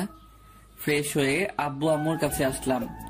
আব্বু আম্মু দুজনেই অনেক খুশি। বসে বসে অনেকক্ষণ গল্প করলাম। তারপর খাওয়া দাওয়া করে রুমে চলে গেলাম। অবন্তী রুমে আসার আগে শুয়ে পড়লাম। একটু পর সে আসলো, আমার পাশে বসলো। কিছুক্ষণ মাথায় হাত বুলিয়ে খাটে চলে গেল। অবন্তী ঘুমিয়ে যাওয়ার পর আমি উঠলাম। উদ্দেশ্য হচ্ছে ভাইয়ার কাছে যাব। আজকে এমন একটা দিনে ভাইয়া থাকলে হয়তো তিনি আমাদের চাইতেও বেশি খুশি হতেন। আমি উঠে অজু করে ভাইয়ার কবরের দিকে রওনা দিলাম। কিছুক্ষণ পর আমি কবরের কাছে গেলাম। আমি জানি ভাইয়া আমাকে দেখে অনেক খুশি হবে। আমি কবরের মাথার পাশে গিয়ে বসলাম। ভাইয়া কেমন আছিস? এত রাতে তোরে ডিস্টার্ব করার জন্য সরি। জানি তুই অনেক বিরক্ত হবি, কিন্তু কি করব বল, কথাগুলো তোকে না বললে যে আমার ঘুম আসবে না। আজকে আমাদের রেজাল্ট দিয়েছে। যদিও রেজাল্ট নিয়ে আমার তেমন একটা মাথা ব্যথা নেই, আমি চিন্তায় ছিলাম অবন্তীকে নিয়ে। আলহামদুলিল্লাহ, সে পাশ করেছে, আমিও পাশ করেছি, কিন্তু সেটা হয়তো তোর মনের মতো হবে না। ভাইয়া, তোর স্বপ্নটা পূরণ করার জন্য সর্বোচ্চ চেষ্টা করেছি। তোর আর অবন্তীর ইচ্ছা ছিল অবন্তী যেন গ্র্যাজুয়েশন কমপ্লিট করে। আজকে সেই দিন যেটার জন্য তুই স্বপ্ন দেখতি। আজকে সবই ঠিক আছে, শুধু তুই নেই আমাদের পাশে। তোর স্বপ্নগুলো আমি নিজের জীবন দিয়ে হলেও পূরণ করব। জানিস ভাই, আমারও অনেক ইচ্ছা ছিল খুব ভালো একটা রেজাল্ট করার জন্য, কিন্তু কি করব বল, সেটা হয়তো আমার কপালে নাই। তারপরও যে পাশ করেছি সেটার জন্য আলহামদুলিল্লাহ। ভাইয়া, তুই যদি থাকতি হয়তো আমিও ভালো কিছু করতাম। তুই চলে যাওয়ার পর থেকে আমার পুরো পৃথিবীটাই পাল্টে গেছে। এখন বুঝতে পারছি তুই কষ্ট করে আমাদের স্বপ্নগুলো পূরণ করেছিস। এত কষ্ট করার পরেও নিজেকে সবসময় হাসি খুশি রেখেছিস। ভাই, তোর জন্য তো আমি কিছুই করতে পারিনি। সারা জীবন তুই আমাদের জন্য করে গেছিস। জানিস ভাইয়া, অবন্তী এখনো আমাকে মেনে নেয়নি, হয়তো নিবেও না, কিন্তু তাতে আমার কোনো আফসোস নেই। সে এখনো তোকে অনেক ভালোবাসে। অবন্তীর জন্য না হয় আমি আমার জীবনটা স্যাক্রিফাইস করে দিলাম। সে যেমন থাকতে চায় তেমনই থাকুক। ভাই, আমার টাকা পয়সা কিছুর দরকার নেই, শুধু তোকে দরকার। তুই আরেকবার আমাদের মাঝে ফিরে আয়, কখনো তোকে হারাতে দিব না। প্লিজ ভাই, আয় আরেকবার। আর কোনো কথাই আসছে না মুখ দিয়ে। বসে বসে ভাইয়ের স্মৃতিগুলো মনে করতে লাগলাম। তারপর উঠে কবর জিয়ারত করে বাসায় চলে আসলাম। এসে দেখি অবন্তী মন খারাপ করে বসে আছে। কি ব্যাপার, আপনি ঘুমাননি? কোথায় গিয়েছিলে? এই তো একটু বাইরে, ঘুম আসছে না তাই ঘুরে এলাম। মিথ্যা বলো কেন, সত্যি করে বলো। ভাইয়ার কবরের কাছে। এত রাতে? জিয়ারত করতে গেছিলাম। কি কি বলেছো তোমার ভাইকে? কিছু না, জাস্ট জিয়ারত করে চলে আসছি। আমি সব শুনেছি। আপনি কিভাবে শুনেছেন? তোমার পেছনে পেছনে গিয়েছিলাম। রাত অনেক হয়েছে, ঘুমিয়ে পড়ুন। অবন্তী কিছু একটা বলতে চেয়েছিল, কিন্তু আমি গিয়ে শুয়ে পড়লাম। সকালবেলা ঘুম থেকে উঠে ফ্রেশ হয়ে কাজে যাব, এমন সময় অবন্তী সামনে আসলো। কিছু বলবেন? একটা কথা ছিল। বলেন। আমি একটু আমাদের বাসায় যাব, যদি দিয়ে আসতে ভালো হতো। কিন্তু আমি তো কাজে যাচ্ছি, আর হঠাৎ করে ওই বাসায় কেন? রেজাল্ট দিয়েছে, আম্মু আব্বু শুনে অনেক খুশি হয়েছে, আর এমনিতেই অনেক দিন যায়নি। সকালে আম্মু কল দিয়ে তোমাকে নিয়ে যেতে বলেছে। আম্মু আব্বুকে বলেছেন? কি বলেছে? যাওয়ার জন্য বলেছে। যদি তুমিও যাও তাহলে ভালো হতো। না, আমি যেতে পারবো না। কেন? গেলে সমস্যা কোথায়? কাজ আছে, কালকে এমনিতেই অগ্রিম টাকা নিয়ে নিয়েছি। এখন কাজ না করলে বের করে দিবে, পরে দেখা যাবে চাকরিটাও যাবে। তাহলে আমাকে বাসায় নামিয়ে দিয়ে তারপর যেও প্লিজ। না করো না, একা একা ভয় করে। আচ্ছা ঠিক আছে, রেডি হয়ে নেন। ওয়েট, যাবো আর আসবো। আমি বাইরে দাঁড়িয়ে রইলাম। অবন্তী দেরি হয়ে আব্বু আম্মুকে সালাম করে বেরিয়ে গেল। একটা রিক্সা নিয়ে ওদের বাসার দিকে রওনা দিলাম। কালকে যে মিষ্টিগুলো আমি কিনে নিয়ে আনলাম সেগুলো আম্মু ওর সাথে দিয়ে দিয়েছে, যাতে আর ওখানে যাওয়ার সময় কিছু কেনা না লাগে। কিছুক্ষণ পর অবন্তীদের বাসায় চলে আসলাম। ওর ব্যাগপত্র নামিয়ে দিয়ে চলে আসতে যাব, এমন সময় অবন্তী ডাক দিল। পারভেজ, বলেন। কিছু খেয়ে যাও। এখন না, এমনিতেই দেরি হয়ে যাচ্ছে, আসি, আল্লাহ হাফেজ। পারভেজ, আবার কি? রাতে আসতে পারবে? রাতে এসে কি করব? আম্মু তোমাকে আসতে বলেছে, রাতে এসে দেখা করে নিও। রাতে থেকে পরের দিন এখান থেকে কাজে যেও। চেষ্টা করব। এই কথা বলে আবার রওনা দিলাম। মনে মনে ভাবলাম, আজকে হঠাৎ করে অবন্তী এত ভালোবাসা দেখাচ্ছে, কারণ কি? মনে হয় কাল রাতে সবকিছু শুনে ফেলেছে।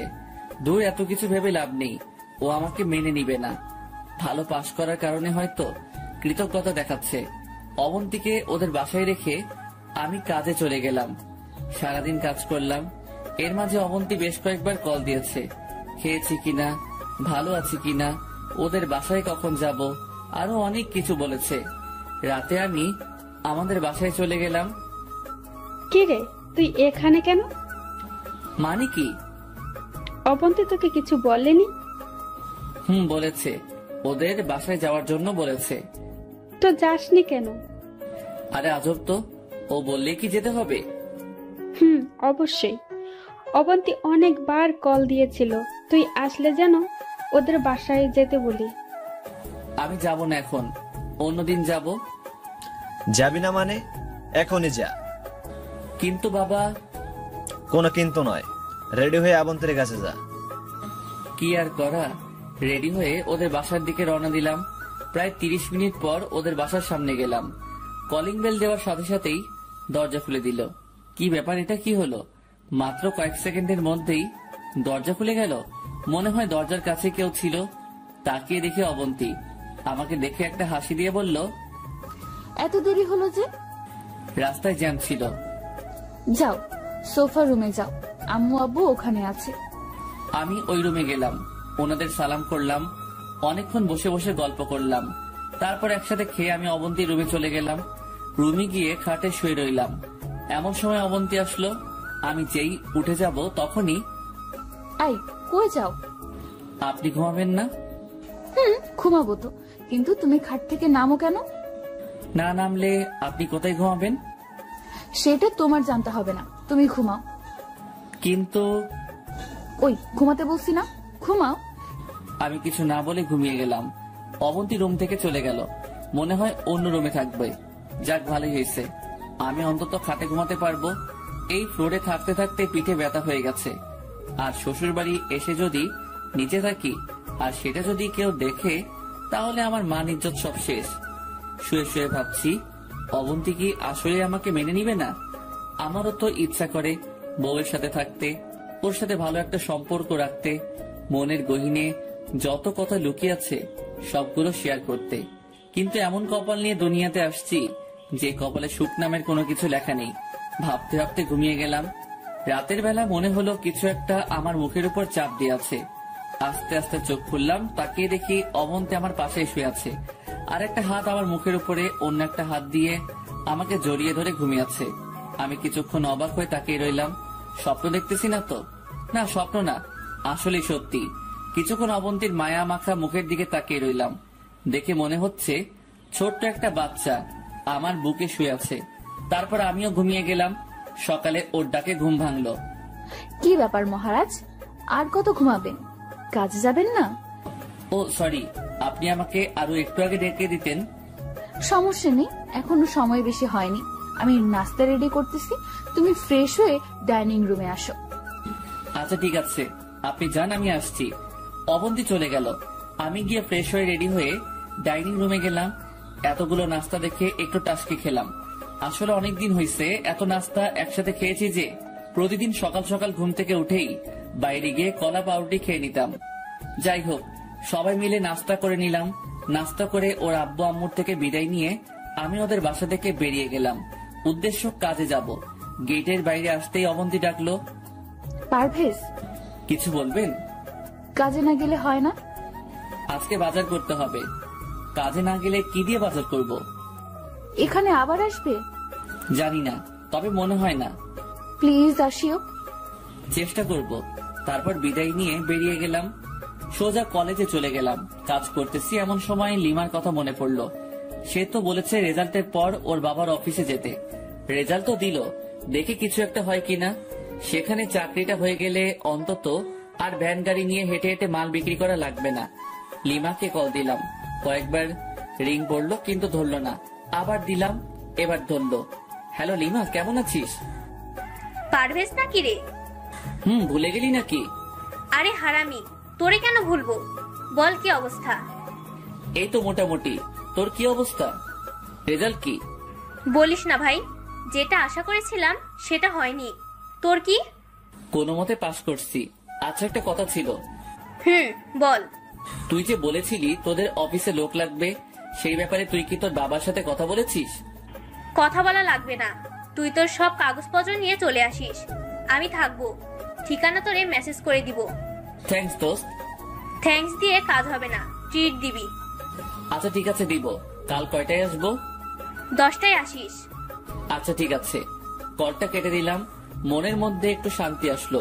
বিকাল পর্যন্ত কাজ করে বাজার করে বাসায় গেলাম। অবন্তী কয়েকবার কল দিয়েছিল ওদের বাসায় যাওয়ার জন্য, আমি না করে দিছি। খেয়ে দিয়ে ঘুমিয়ে গেলাম। সকালে ঘুম থেকে দেরিতে উঠলাম, কারণ কাজে যাব না। 9টার সময় রেডি হয়ে আব্বু আম্মুকে সালাম করে নিলাম। কে রে, তোর আবার কি হয়েছে?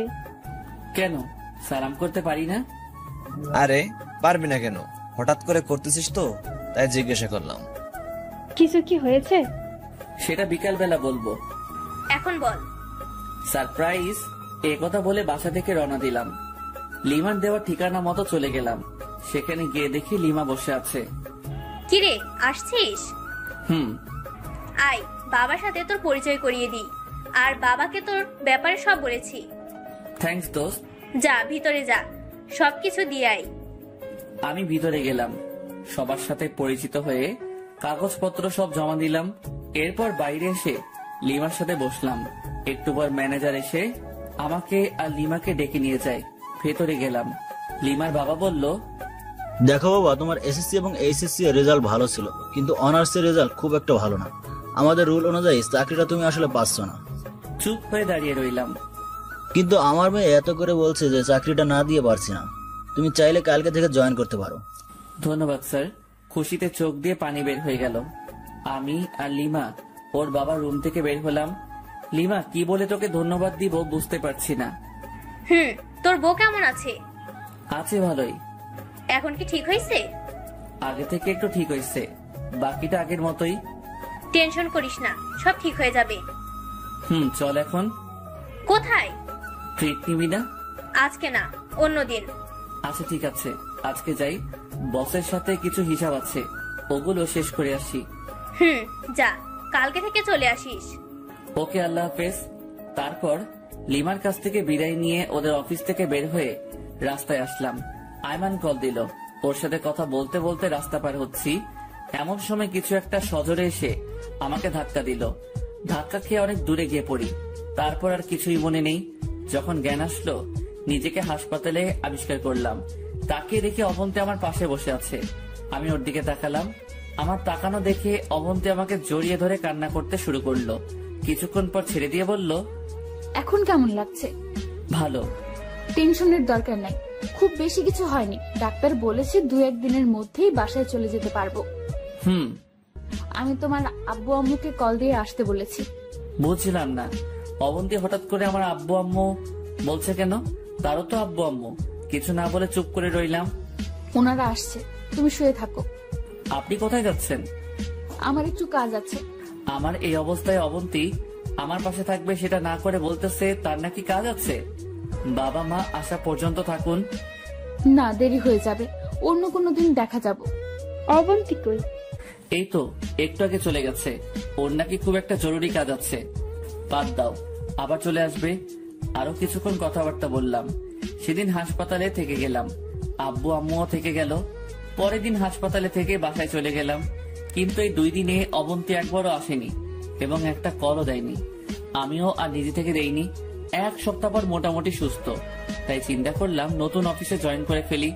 বসে থাকা ঠিক হবে না। তাড়াতাড়ি রেডি হয়ে সকালবেলা বের হচ্ছি। আম্মু সামনে আসলো। কোথাও যাচ্ছিস? নতুন চাকরি পেয়েছি, বেতন আগের থেকে ভালো, কষ্টও কম। তাই চিন্তা করলাম আজ থেকে শুরু করে দেই। সে কি রে, তুই তো আমাদের একবারও বলিসনি, কখন পেলি? যেদিন অ্যাক্সিডেন্ট করেছিলাম সেদিন। আম্মু বাবাকে ডেকে বলল, বাবাও অনেক খুশি। দুজনের কাছ থেকে বিদায় নিয়ে বের হব, এমন সময় আবার দাঁড়িয়ে গেলাম। কিছু বলবি? অবন্তীকে কেউ কিছু বলবে না, বলার দরকার নেই।